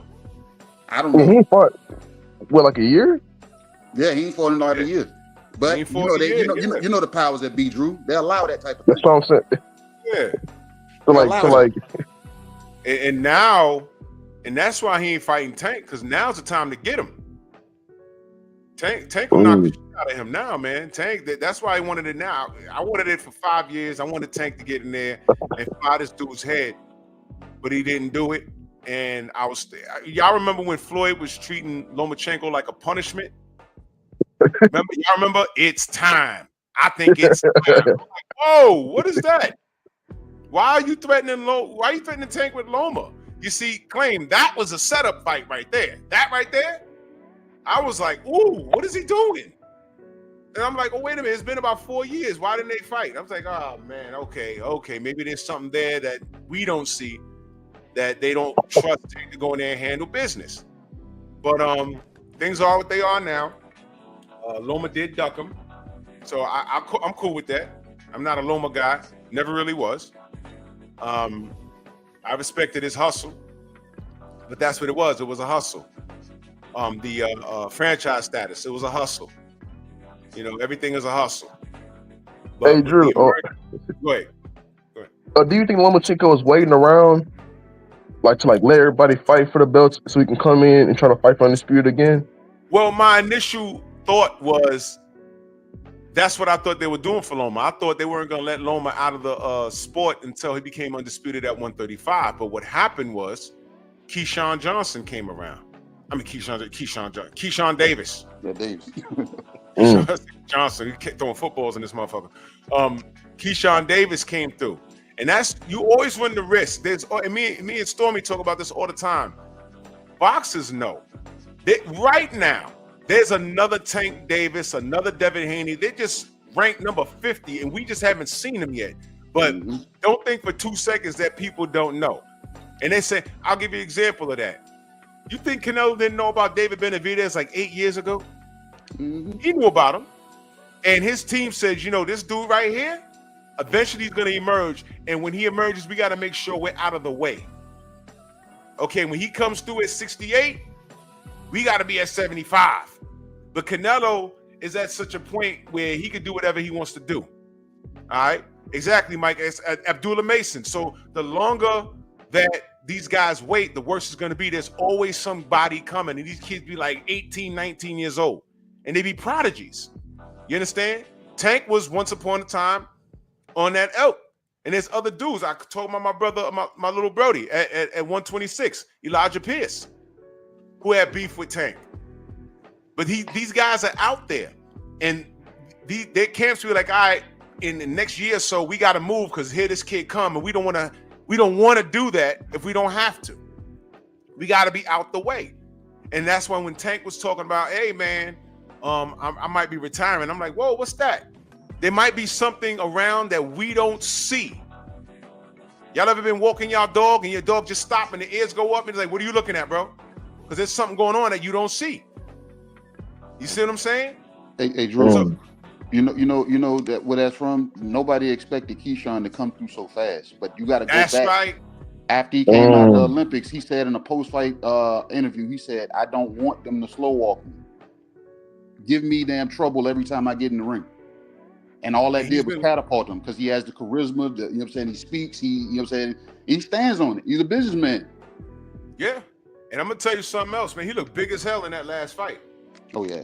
I was like, what the fuck? He had to be KG. What was he like 154 on fight night? What the hell was that? I want to say that, you know what I'm saying? But it's that workout regime, man. And look, I'm from Virginia, so it may sound biased, but at the same time, I know how the Davis brothers damn train. You know what I'm saying? And I'm not knocking Jerron Boots or anything like that, but when he fought the boxing parent in his last fight, he should have did all his training outside of Philly. When Keyshawn had their fight in Norfolk, they didn't train in Norfolk. They went out west to the mountains. You know what I'm saying? They got away from it. You gotta get uncomfortable, brother. We talk about that all the time. You gotta get uncomfortable. Gotta get uncomfortable. Don't sleep on no goddamn mattress. You need to be sleeping on a concrete floor.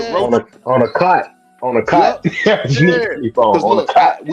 Me and 503, we interviewed Troy Isley, and this was like almost 11 o'clock at night. I said, bro, we was like, bro, where you at? And he panned the camera on. He said, man, we just getting done with a workout. I said, see, y'all dudes still turning to midnight oil. I looked around, we talked to Keon Davis, and Keon is gonna be a problem. So like I said, Keon Davis, the little brother. The tall one. I'm telling you, these people know there's a lot of next ups out there. Yeah, look a lot of next ups. Kamel Morton. Look, Andy Cruz. Yep. That whole division's a problem. And that's why I was saying Tank needed to, if he could, he was supposed to come through, sweep everything up, and then just get out the way. Because now all this waiting around and stuff, things are getting worse. Andy Cruz is a problem. All of those Davis boys, they're gonna be a problem. Kamel Morton's a problem. Abdullah Mason, there's like a whole nother generation coming in. And you turn around and look, and Tank is like in dog years. He's old now. Mm-hmm. You see, it's a problem. He's aged himself out. out. He like 30, right? Yeah, but think about what we're saying.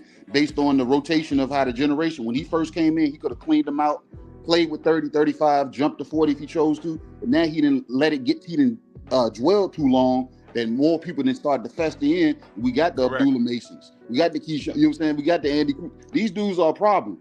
Now, even if you don't want to fight the guys that your contemporaries, the dudes that's below them, they're going to give you real issues.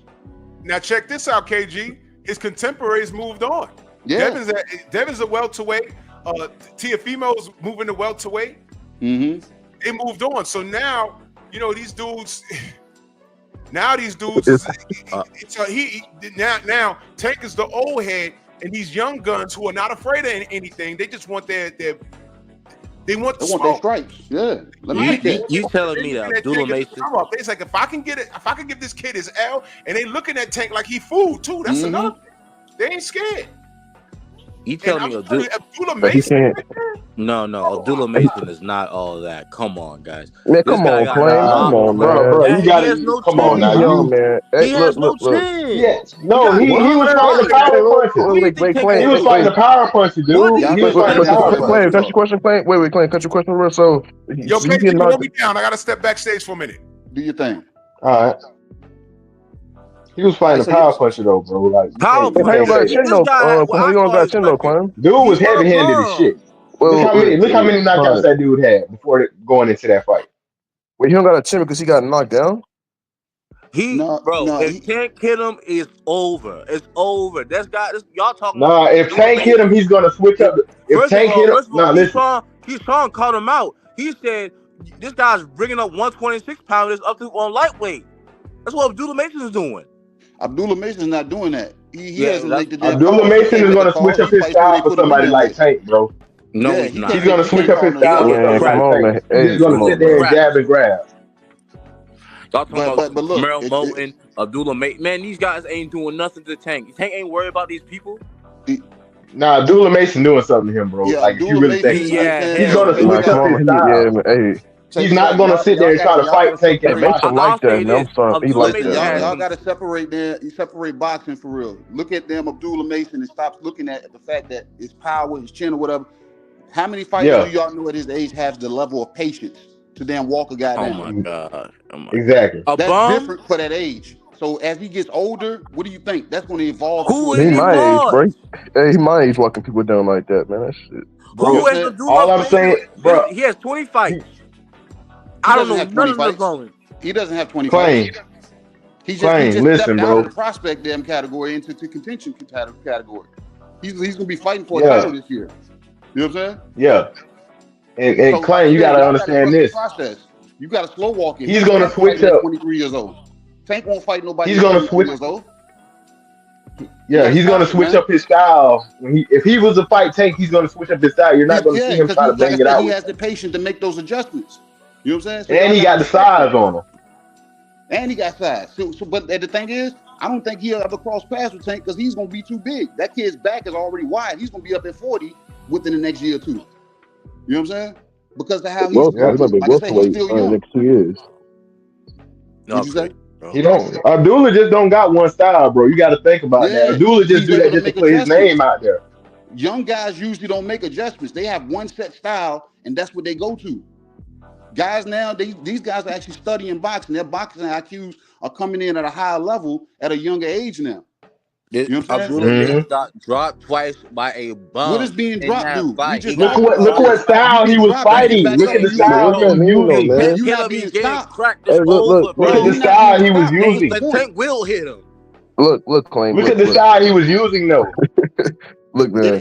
It ain't about how many times you get knocked down. It's about how you get up and keep going. But that's the thing, Rick. It's you know, like, come on, man. Like it's boxing, bro. You know, you fight, man. You know. If you give it the right punch, you're gonna go down. It just happens, man. You know. And if he get back up and they're gonna prevail, then what still? Come on, man. He still got knocked down. Oh, he'll go to a shit like that. Come on, man. I'm talking about the terms of Tank. I'm talking about on the terms of him fighting Tank. I know that Abdullah Mason has a weak ass chin, and you think he gonna mess with Tank? Look what style, bro. Look what style he was doing.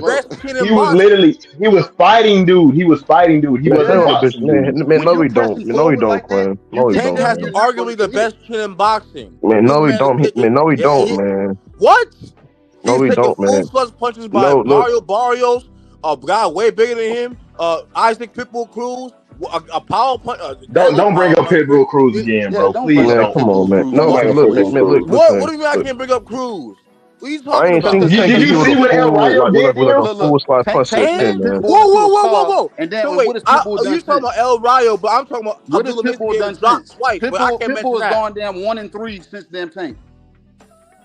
And not only that, the man lost 9 rounds. He lost 9 rounds to a one-handed fighter, bro. Exactly. I literally scored that fight. You got to cut it out, man. To a one-handed fighter. Like, y'all got to stop this with Pitbull, bro. Like, I enjoy watching Pitbull fight. Don't get me wrong. I enjoy watching Pitbull fight, but stop overhyping him like that. Yeah. I enjoy watching him fight. I enjoy watching him fight. If you're denying Tank's chin, then I don't know what's wrong with you. Like, that is no, I ain't seen it doesn't take. It doesn't take. Listen, you can take all the punches you want. You can still lose a fight if you're able to, make it. Come on, bro. Like, stop this, bro. And it's boxing, bro. It's not street fighting. Tank was losing that Mario Barrios fight.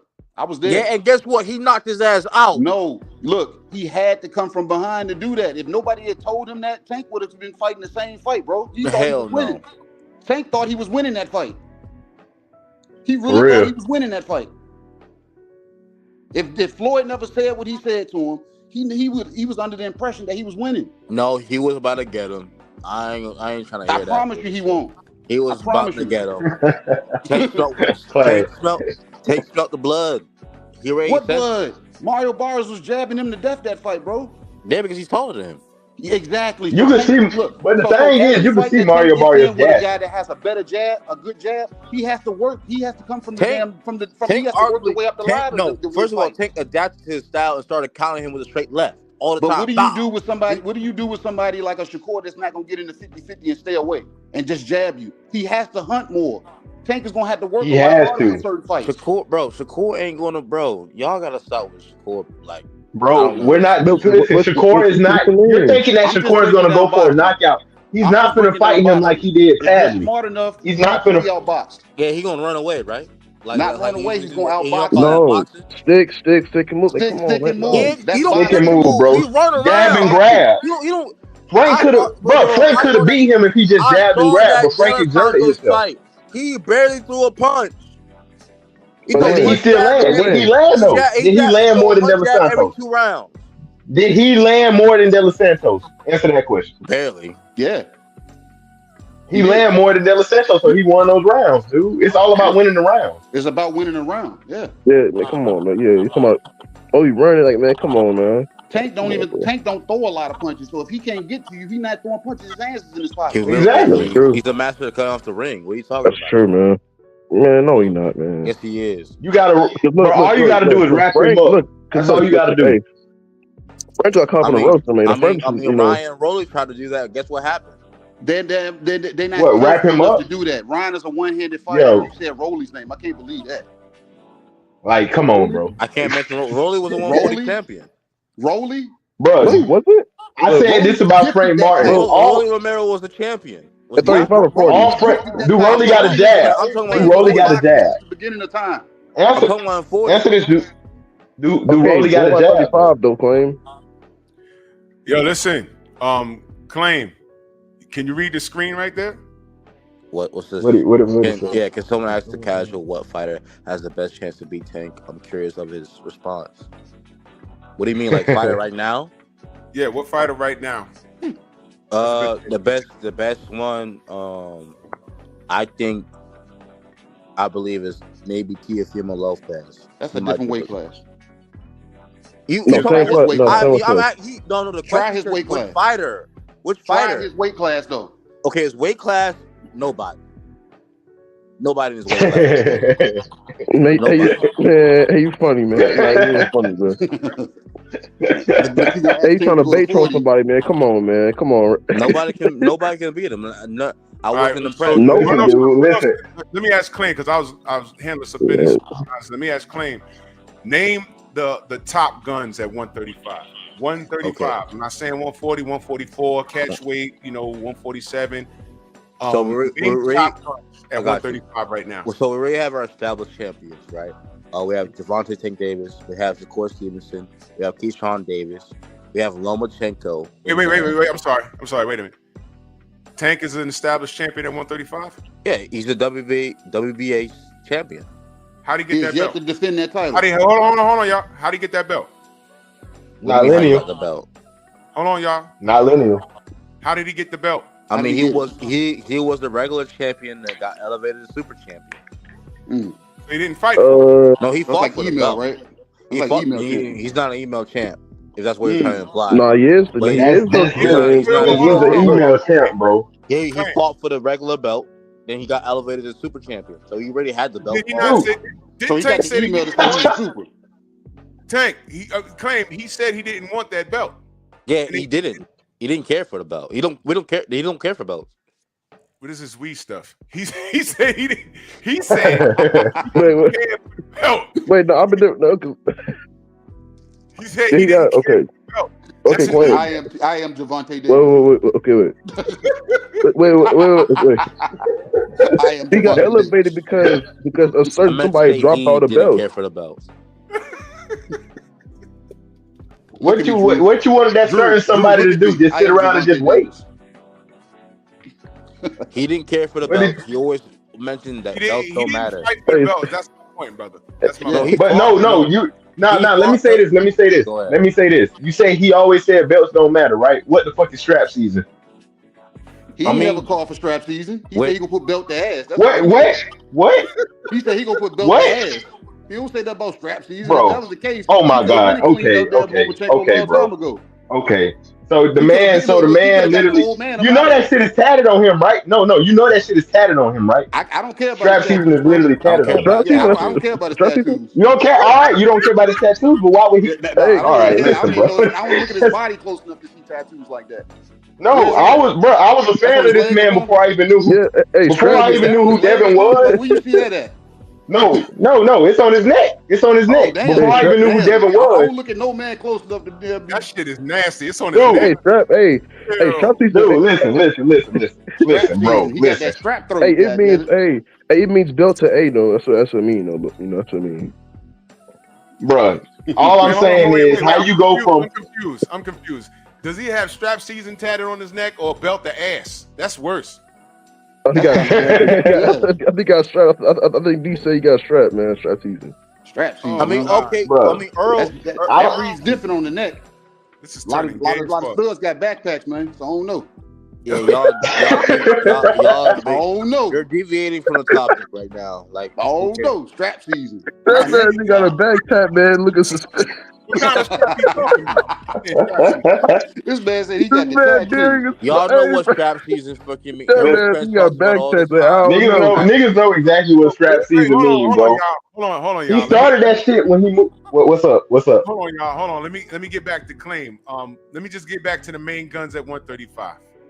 The main guns. Give me like 3 or 4 of them. Claim. I said Keyshawn, Shakur Stevenson, Lomachenko. I'll add the number 1 ranked in WBA right now. William Cepeda, he's ranked. What's another guy now? Those are the top 4 I can name off my head. That I know. Okay, so after he beats Lamont Roach, which direction do you want to see him going? In your opinion, what do you want to see him do next? I do want to see him shut up Keyshawn Davis. I think he's a dirty ass troll. But damn, I think he doesn't go for Keyshawn. I think he should fight William Cepeda. I think that'll be an exciting fight. I would like to see that. He'd be fighting mandatory. So Stormy funny as shit. And Stormy crazy. He said tap season. Oh my god.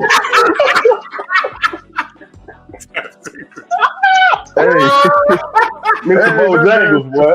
Salt shooting, boy. Hey, shout out to OG Stormy in the cut, man. That man. It's a tap season. Oh man. Okay. So you want to see him fight? I spoke about that. I would like to see that battle of the Davises. Who's the real Davis?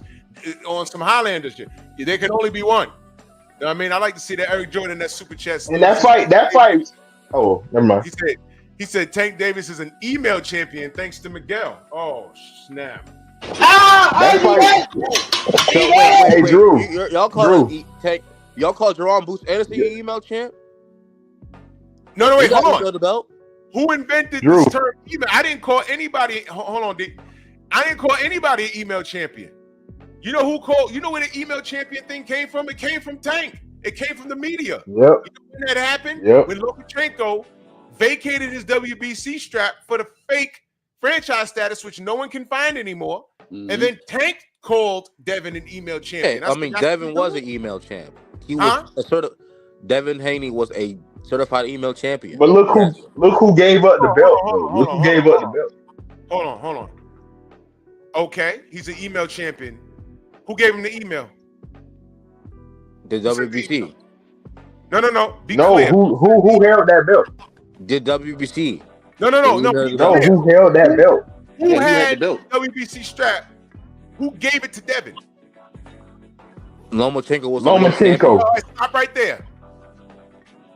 Why are you ripping Devin and not ripping the dude for not fighting Devin in the first place? And before he answered, the same guy, Loma, said he wanted undisputed. If you want undisputed, why would you give up one of your belts? No, he wanted to elevate to becoming the franchise champion. No. He said He said he wanted to be undisputed, dude. Yeah, he did want to be undisputed. Why would he give up one of his belts? Because he wanted to become franchise champion. That's what he wanted. Why would you want so franchise? Hold on. Trump's There's no benefit to that, brother.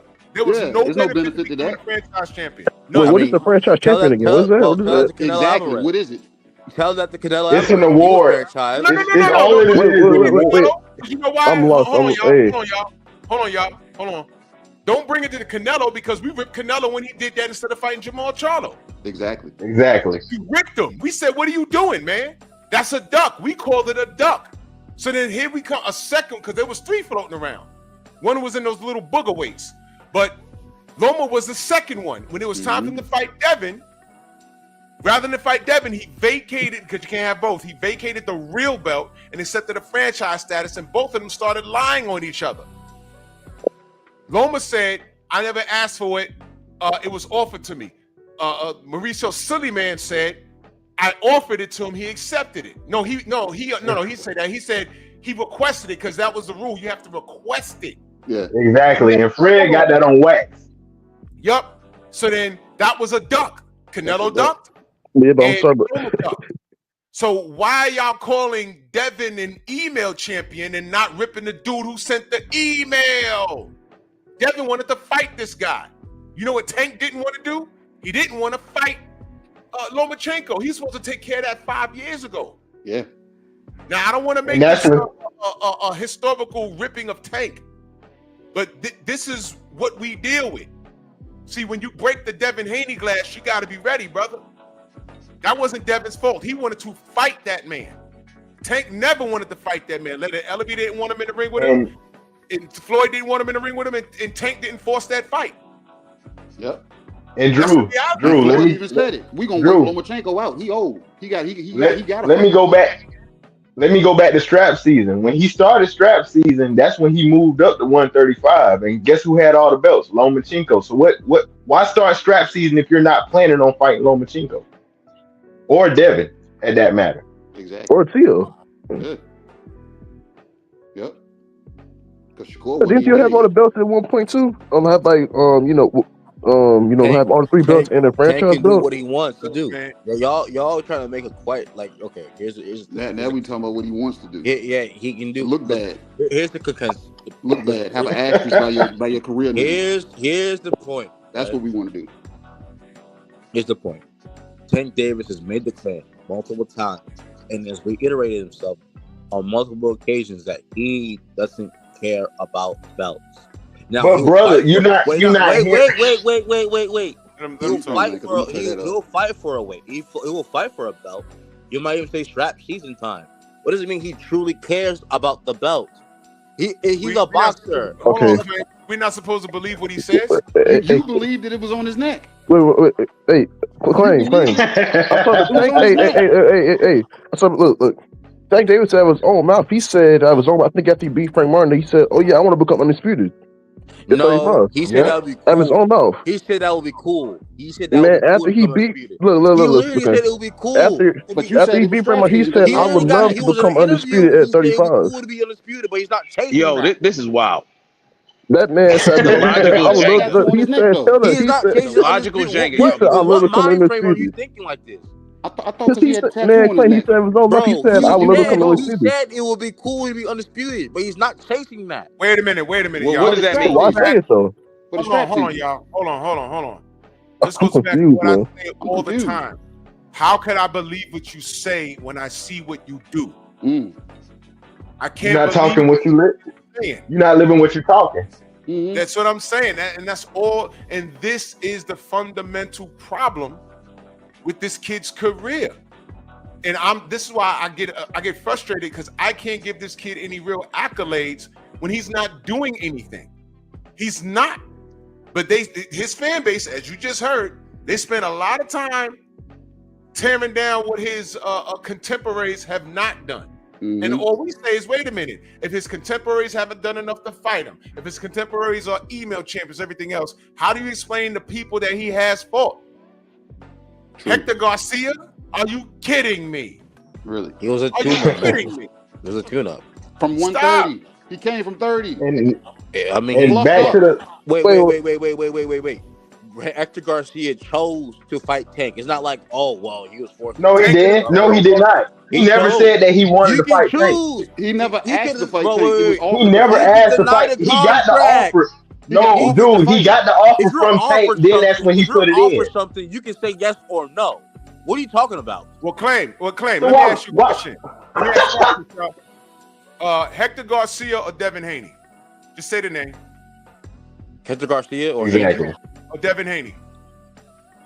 Like to choose who I would like to see fight. Yes. If you had to choose, Hector If you Garcia had or to choose Devin between Haney. those, If it's a Tank Drew. Davis, if Tank Davis is getting a tune-up match, I'd rather see him. No, ain't no tune-ups at this level. Tank is that dude. yeah, he that dude. He a So star. who would you rather see, Hector Garcia or Devin Haney? He got strap season on his neck. Hector Garcia. So you He would drew what? blood You over would that. pick Hector. You would rather watch Hector Man, Garcia? Clinton, you playing, man. You playing. No, here's the I ain't trying thing. to be BFTV disrespectful, already. but we might have to put false BFTV points. already said it. Why not move up Shakur?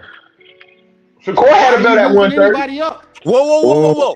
Why did Shakur Stevenson duck Lamont Roach in 130? Why he never fight him? Man, Hold stop. on. He ain't Oh my talking God, about dude. Roach, man. Come on, Oh my man. God, about bro. that, but let's clear this tank. You gotta situation stop up. this. Okay. You gonna take a tune-up fight with somebody that you're calling up and not a tune-up in the division?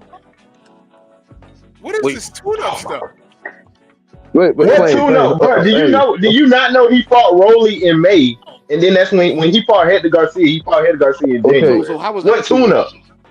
Wait. Yes, how is that a tune up? Look, the tune-up. It was a tune-up match because they were preparing for the Ryan Garcia match. Ryan was the main Oh my event. It's not a Did he say Ryan? He said Ryan was easy work though. He said Ryan was easy Okay, work. everybody says that shit, bro. That is not tune-up, said- bro. Wait, okay, Clint. Oh Hey, my Drew God. said- hold on. Davis.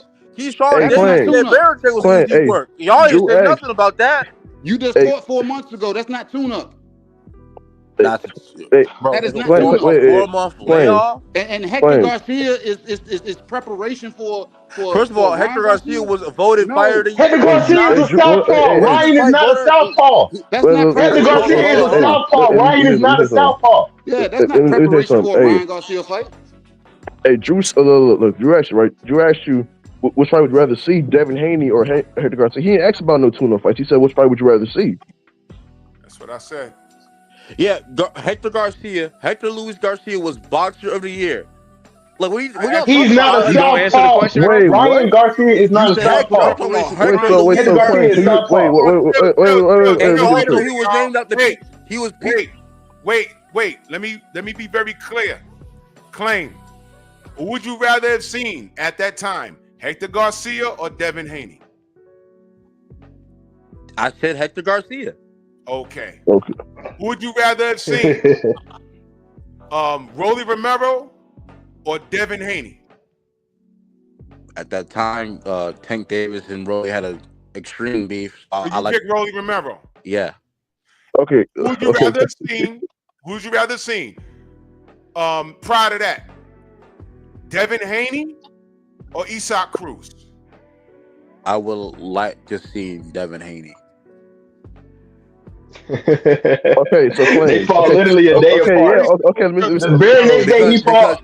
Wait, because the fight with Rolly got postponed because of the R word allegation. I know all of that. I know all of that. So I didn't want to see. I didn't know. I'll be honest. I didn't know who Isaac Pitbull Cruz was at that time, and I'd rather have seen him fight Devin Haney at that time because they had a thing going on during that time. But hey, I wasn't like sad about it. I actually enjoyed the fight. People liked the fight. Man, so Clint, So you enjoyed watching him beat Isaac Cruz for 9 rounds.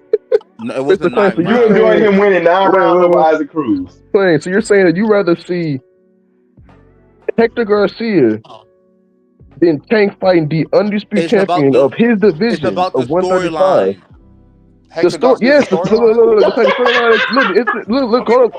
The storyline is Devin Haney, right? Undisputed champion of your division of the strap season, right? Over a guy who's moving up from 130, bro.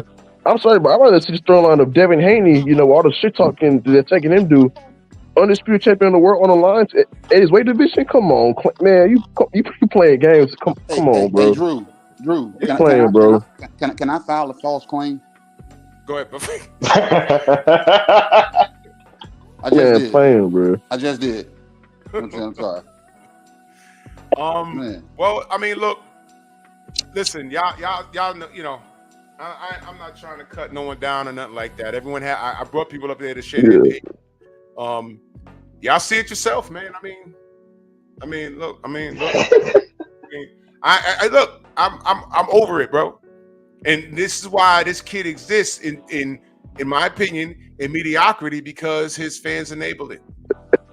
That's what it is. Exactly. Hey, Clem, did you like Tank's tattoos too, man? You know his braids. Chill. You on that weird? You on that weird? Hey, but dog, to go back to the. For you to think that way, his neck, man. What you are, bro. No, but listen. Come on, to go back to the man. to go back to the strap season shit, and I'm just gonna put this out there. Go to Ellie's page, right? Look at the strap season tattoo.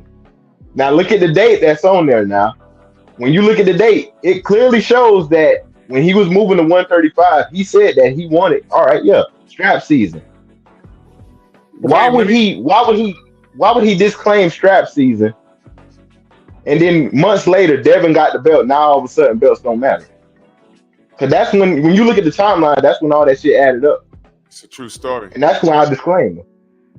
Now, claim. Let me say this: when you're preparing for a future opponent, and you use the term tune-up, when you tune up, you have to be preparing for that opponent with an opponent that has a similar style. And one of the things is stance.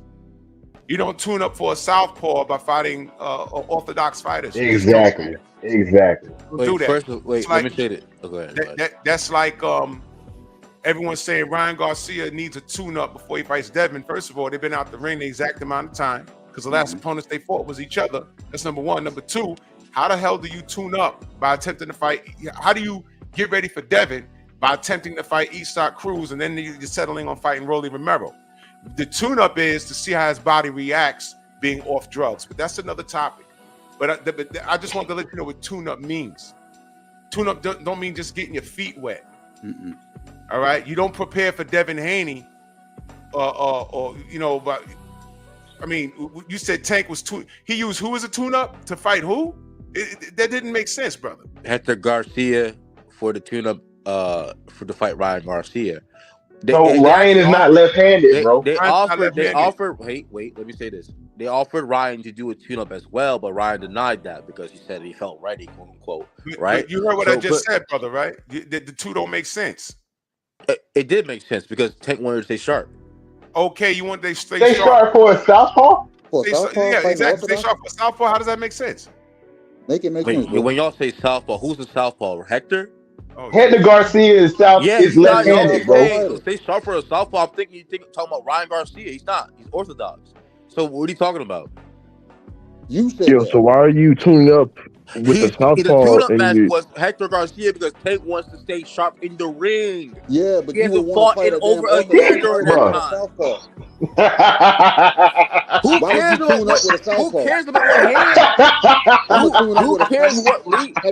cares about what hand they lead with, bro? Have you ever been in the gym? Have you been to the gym? Bro, I'm a licensed trainer, champ. I'm a licensed trainer. I'm just asking you a straight up question. Have you ever been in the gym? Have you been taught the fundamentals of what a southpaw stance and an orthodox stance is? Yes. And how difficult it is? The right. How difficult it is? The orthodox stands with the left first. Do you understand how difficult it is if you are fighting orthodox fighters your whole entire time, and then you get in and fight against southpaw? Did you miss my whole difficult point? fight because he didn't care about. He didn't care about that. He wanted to stay sharp inside the ring. But how do you stay sharp when you're not polishing yourself? He doesn't care about. He's fighting somebody. He's in a fight. He wants to have that same level of ring sharpness when he fights Ryan Garcia. He doesn't care about the fucking hand positioning. He doesn't care about orthodox southpaw. You can't do that when you're fighting a southpaw fighter. It's the angle. You don't understand. Claim. Do you understand angle? Garcia is left hand heavy. He's going to throw a lot of left hands. Why would I prep fighting somebody? First of all, Ryan Garcia is orthodox. We're talking about a lot of right hands. He leads with his left hand, right? He leads with his left, though. Keep up with me, man. Keep up. He leads with his left hand. He throws his jab with his left and hooks with his left. Why would I prep fighting Hector Garcia? That's a two-handed fighter that jabs with his right hand and leads with his right hook. Exactly. That's what we've been trying to tell you, bro. That's not damn maintaining sharpness. See the angles are different when you're fighting a different stance, bro. The angles are different. That's what we're trying to tell you. And then look, hold on. Then separate. Not even talking about the stances. Ryan Garcia is a taller, bigger fighter. Hector Garcia was about Tank's height. He doesn't care, bro. It's a tune-up to just stay sharp in the ring. He's really good. You don't think? Wait. You don't think Tank was fighting? We're not talking about what Tank cares about. We're asking you, and you're speaking on behalf of Tank right now. And the way you're defending him, it don't look good. What you're saying is wrong. I told you he's staying sharp in the ring. He's the first in the ring in over a year. That's why he's taking Hector Garcia as a tune-up. What am I saying sharp for? That is not a tune-up when I'm an active fighter. He doesn't care about an orthodox or southpaw. I just had a fight. What are you not getting, bro? That is an active fighter. He doesn't care about that. Bro, he could have. Bro, listen. If he wanted to, he could have anybody. First of all, when did O'Shaquie Foster prospect of the year? He was the PBC prospect of the year and also fighter of the year. He won a belt. He was a champion. That was at 130 pounds for Hector Garcia. At 130 pounds. How does that get you ready for Ryan? Yeah, tell me. How don't you know he wasn't already? How don't you know he was ready for Ryan when he was sparring? He said he was trying to get ready for Ryan. That's why he said he fought. Do you know what Tank said? Do you know why he wanted to fight Hector Garcia? What I'm saying is what he said. This is literally what he said. He never Tank lies, man. Tank lies. Tank lies. Now Tank lies. Hey, when I see what you do, let me read this Cash App real quick. Eric Jordan in that Cash App, he said, "Email champion sounds bit. The ninja sword never fails." Let me hit Give power to my nigga sword. Back in that Cash App, he said, "Tank Franks are mad that Tank McMillan ain't clapping up." Look, man. Here's the deal, man. Here's the deal. When it comes to Tank, sometimes, bro. The devil is a motherfucking liar. So you know I ain't worried. Biatch. Stupid bitch. That's my nigga. Man. Yo, bro, listen, man. Tank says a lot, but I'm watching what he does. And as a performer, he's not giving me what I want as a consumer, which is why I'm not purchasing the fight. And what I'm not going to do is I'm not going to stand in the pocket and defend him when he's completely contradicting himself. I'm not going to blame his opposition because he chose them. I'm not going to blame the people that knocked on his door that he didn't fight because he didn't choose them. He's the A side in all directions. 130, 135, 140, 147, he's the A side. But when into Turki Al-Sheikh, he removed all of that. You ain't got to worry about, he even removed the financial responsibility from Al Heyman. All Tank had to do was say yes. And when he was asked, he said, well, I think Devin is Turki's man. And I'm not going to get a fair shake. Wait a minute. What fair shake? You're going to knock Devin out. You understand? See, it's things like that. And at this point, it's a little thing to me at this point because he's been consistent in being inconsistent. So I'm cool with it. I'm not gonna lose more of my hair. I'm not gonna I'm not gonna have no panels screaming and cursing about this because it's what he does. And this is why I say a loss for him will be the best thing for him because I think it'll set him in the proper direction where it's like the only way I can redeem myself is to don that Lennox Lewis aura and go get that get back. And not only that, chase down everybody because everyone's been talking like I can't do it. Until he does it, I don't think he could do it. There's a reason why he ain't fighting Shakur. There's a reason why he ain't fight Devin. There's a reason why he ain't fight Teofimo at 135. These guys got better feet than him. I've been saying that. Lomachenko, they know Tank's limitations. That's why they ain't want him in the ring with Lomachenko. Lomachenko got good feet. Now he's old. Now they're saying he can get him. And Loma's like, nope, I ain't get. How about this? I'm not getting in the ring. Not getting in the ring. Now we can have all the faith in the world for Tank, but we can't say what he can and cannot do until he actually does it. That's all I'm saying. I'm not standing in the pocket for him anymore. I tried that. That, man. That Lomachenko shit was ridiculous. Let me read this last Cash App real quick from Eric Jordan. He said Tank Frank is waiting for Bukaki from he wasn't gonna let me get out the show without that, man. Bukaki. Disgusting. But yeah, man. But that's what I said. Go ahead, KG. Go ahead. No, but hey, Drew, I feel you, bro. Because I used to you know what I'm saying? Because I'm from the, you know what I'm saying, the Virginia area, and I frequent the DC, Maryland, Virginia area a lot when I go up there. Especially me tied to the boxing promotions that I'm tied to up there, and you know what I'm saying, everybody that I know up there. So I go up and I support. But at the same time, I love Tank when Tank gets in the ring and that bell rings. I love Tank. But the way he moves outside the ring, bro, I can't defend it, man, because it's damn. You've seen him. They've asked him who he wants to fight, and they throw the names out. He say yeah, and then when they bring it up to him in another damn situation, oh, what you talking about? I ain't never say that before. You get what I'm saying? Wait, let's run that. That type of shit.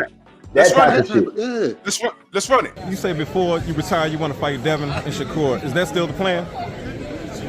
I never said that. When I say that, I never said that.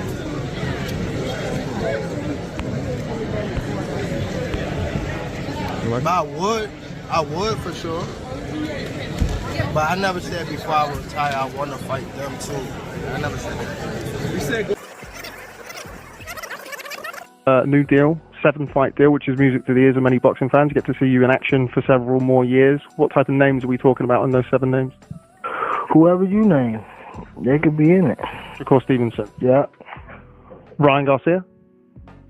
Yeah. Devin Haney. Yeah. Shakur Stevenson. Yeah. Devin Haney. Yeah. Shakur Stevenson. Yeah. Devin Haney. Yeah. Shakur Stevenson. Yeah. Devin Haney. Okay, so he changed his mind. So Hey, play the clip. Hey, Drew. Play the clip of Kevin Forrest saying, "Why we fight him? We ain't gonna let's do it. We what?" I can explain this easily. He just changed his mind. First of all, he's talking about before. Wait. No, hold on. Before retirement. No, Flame, please. This is the part, brother, young man. You got to stop, bro. It's okay. Absolutely. You got to, bro. Bro. It's okay. Why we fight him? We ain't gonna let's do what we do, dude. Don't. Please don't do that. Just Tank. And I've had conversations with Coach Kenny face to face about that. That man said he changed his mind. That was bad, bro. That was bad. Because when I saw that, I got uncomfortable. I watched the presser, and you noticed the awkward silence when he said, "I never said that." You noticed it was like no one talking, because everybody knew you absolutely did say that. And here's the thing: the brother said change his mind. What can you change your mind about something you already said? Like, it's not like, oh, you just gave your opinion. You said you wanted to. No, bro, listen, bro. We're not gonna do that, bro. We're not gonna do that. The man said, "I never said that." He said it. Listen, it's better to change his mind. When you just say, it's easier to say, "Yo, look, he fucked up. I don't know why he said that." Just say that, but don't justify it. Wait, he's talking about before retirement. During the time they interviewed him during the Frank Martin fight. Bro, the man said he never said it. He said he never. The man said he never said it. Look, man. Look. Tank didn't plan to retire back then, but now he changed his mind, bro. That's the whole. That's what changed everything. So you changed your mind, or you never said it? I said he changed his mind. No, but Tank said he never said it. He never said it. That's what he said. He never said it. We take his word or your word. Before retirement, he never said it before retirement. Like, oh, I'm not gonna fight this guy before retiring. That's what he just said. That Lamont Roach. That means he's never gonna fight him. That was the Lamont Roach pressure where he said he never said it. It's on the 7-fight deal, right? Because he's talking about retirement. Before retirement, he never said he was gonna fight these people. That's literally the career. He literally said it in the next sentence. I never said I want to fight them before retiring. That's what he says verbatim. But do you also remember when they said, Tank, where do you see yourself at the end of 2025? He said out of boxing. Yes. So when does he plan to fight these people? But what are you talking about? Plans to fight these people? He said it. He said, I never said I'm going to fight these people. But then in that interview, they asked him, where do you see yourself in 2025? He said, not in boxing. Yes. So he doesn't plan on fighting these guys. So what are you confused about? I'm not confused. I'm not confused. He He changed his mind. Listen, I'm gonna say this. All I'm gonna say is this. I'm gonna give you the benefit of the doubt and say he just said that just to troll, just to get us to watch the fight in hopes of him losing. I'm still not gonna buy the fight. I'm gonna just let that be known. I'm still not gonna buy it. Do we not have the right to be confused as to what this brother's gonna do? Claim knows I think why words matter. I think Tank. Look, man. Hey, I think Tank is a very confused individual at times. I don't know if that's the education, bro. But that nigga's the new age prince of boxing. He's a very confusing Tank, young man. Look. Tank, look, man. Tank contradicts himself a lot, man. He says one thing and then he's like, "Oh, I ain't say that, man." Well, it's like when you get caught on lies as a little kid. You're like, "Well, I ain't say that, man. You did though. Like, what you trying to offer, bro?" Like, it's a little. Come on. Video is dangerous. Eric Jordan in that super chat, much love. He said Tank ducked 50 mil for 2 Ferraris. Tank ishing in his boots, man. He is, man. I mean, come on, brother. I mean, this claim. All I'm saying is, y'all look worse when y'all try and dissect and defend what we heard. It's like insulting. We all speak English here. Yeah, bro. Like, that's insulting everybody's intelligence. We know what that nigga said. I know what he said. I'm not denying what he said. I know what he said. But I'm giving you context on the situation. He said no, just say he's trolling. You're better off saying he's trolling. You're better off saying he's trolling. He's not trolling. He's serious about retiring. Nah, he lying. He's lying. How you know he lying? He's lying, bro. You made bro, a he be lying. lying. Prove it. Prove how he's lying. He proves it. He proves it. He proves it every time he talks. Every time he talks, he says another lie. What are you talking about? Yeah, he be lying, man. He proves it. He proves what it every has time. He lied about so far? Like, tell me what he's lied that about. That man's a fibber. That's what they call it. Everything. All he does everything is he lied about. He lied about saying, he lied about not saying that he would fight Shakur, Devin, and Loma. He lied about that, right? He lied to Eddie Hearn and him about wanting to fight, Conor Benn. Conor Benn. You be lying. They lies, bro. Wait. He didn't lie. No. This troll stuff. We gotta get out of here with that trolling crap. We gotta get out of here with that. Nigga, you're trolling talking about he lying. How do you know he's lying? He's a liar. I just told you. I gave you 2 examples. You didn't give me any context. Bro, the man said he never said it. That's a lie. That's a lie. Conor Benn. He told Eddie Hearn, "What do you want?" Eddie Hearn's out here in the public. Well, first of all, he already made complaints about Eddie Hearn being a snake-like individual. What does that mean? But why did he act like he wanted to negotiate to fight Conor Benn? He did. He was literally in negotiations with Eddie Hearn. Eddie Hearn along on purpose. No, he did not. Eddie Hearn messed up. Eddie Hearn messed up. No, Tank told Eddie Hearn to F off, man. He did not want to fight Conor Benn, bro. But what he did was he wanted to get at Devin. He wanted to try to act like he could snatch people from Devin, even though Devin never said he wanted to fight Conor Benn. Conor Benn called out Devin. And so Tank got jealous and called Conor Benn out. And Conor Benn told Eddie Hearn to set it up, and they started negotiating. How do you... When he got jealous, how are you determining that emotion? I remember that just like it was yesterday. I was living in Colorado at the time. How do I determine his emotions? How did you know he got jealous of what? Why would he do that? Why would a man he wanted to fight Conor Benn? A man calls out one man, and then you call that man out who did not even mention you. What First of all, Conor Benn has mentioned Tank Davis prior to that, but not at that time. Not at that point in time. Tank Davis. He said all these things about Tank Davis. He called Tank Davis right. Let me jump in here for a minute. Go ahead. Claim Tank Davis has displayed elements of a lot of jealousy. He has. Yes. He has. He definitely has. And, please don't deny it because he has. Evidence in those Twitter rants, especially a couple of weeks ago when everybody was in the UK at the Riyadh season banquet, whatever that was. And this kid, unprovoked, took to Twitter and started talking bad about every fighter over there. Everybody was over there getting money and fighting contemporaries. He's over here about to fight Lamont Roach from 130 pounds. And he went on it was very feminine what he did, is what I'm saying. It was very feminine. I'm like, did anyone over there say anything to him? No, it was unprovoked. And he went over there and started talking about, oh, y'all over there taking money. I don't need that money. And you're over there and you're about to get knocked out for a little bit of money. I'm like, well, they're prize fighters. You can either win or lose in a prize fight. And what do you care? You're about to fight Lamont Roach, big dog. What are you doing? There was a lot of jealousy over there. And the mind behind everything was Turkey went to you first, brother. Your Muslim brother, he went to you first. And instead of the 50 mil, you asked for 2 Ferraris. That's disrespectful. You understand? So I don't. So he's deflated. And deflated a lot of what I call weird. Drew, not only that.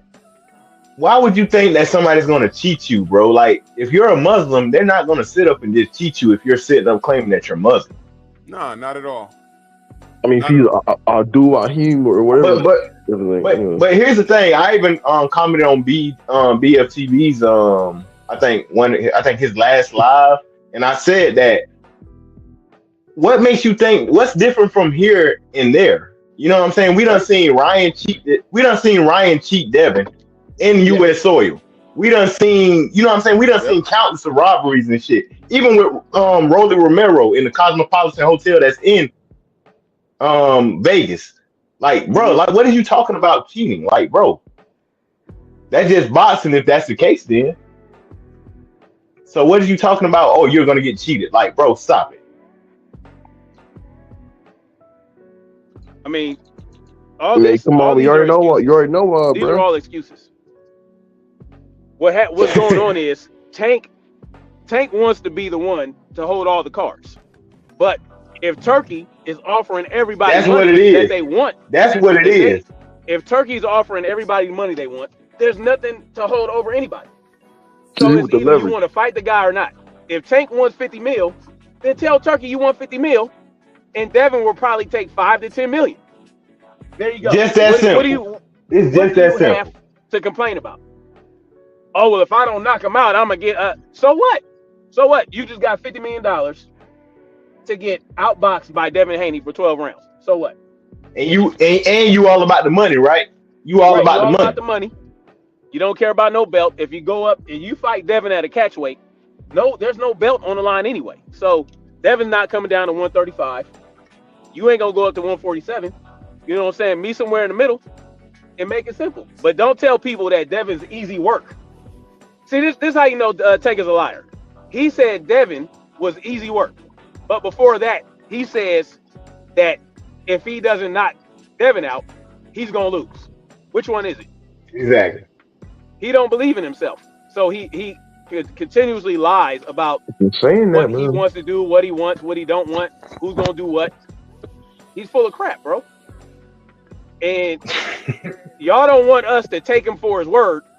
When he says straightforward, point blank stuff, you don't want us to take it for that. You want us to pull out the Tank Davis lexicon to find out what he's saying. But when he says ambiguous stuff, you don't want us to try to interpret that. Like, y'all got to stop with that, man. Like, his trainer said the same thing.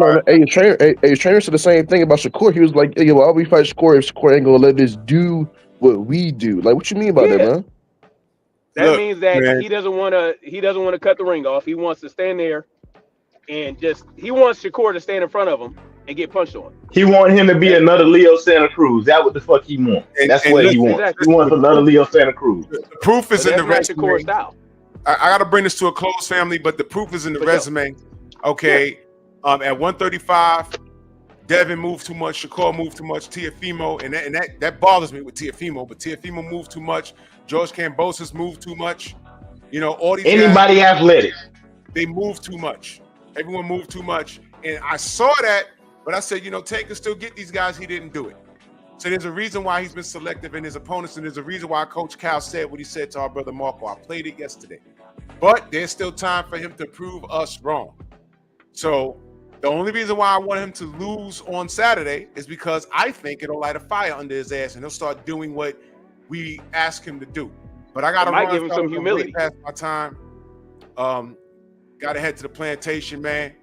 KG, y'all gonna be on the Beltway tonight?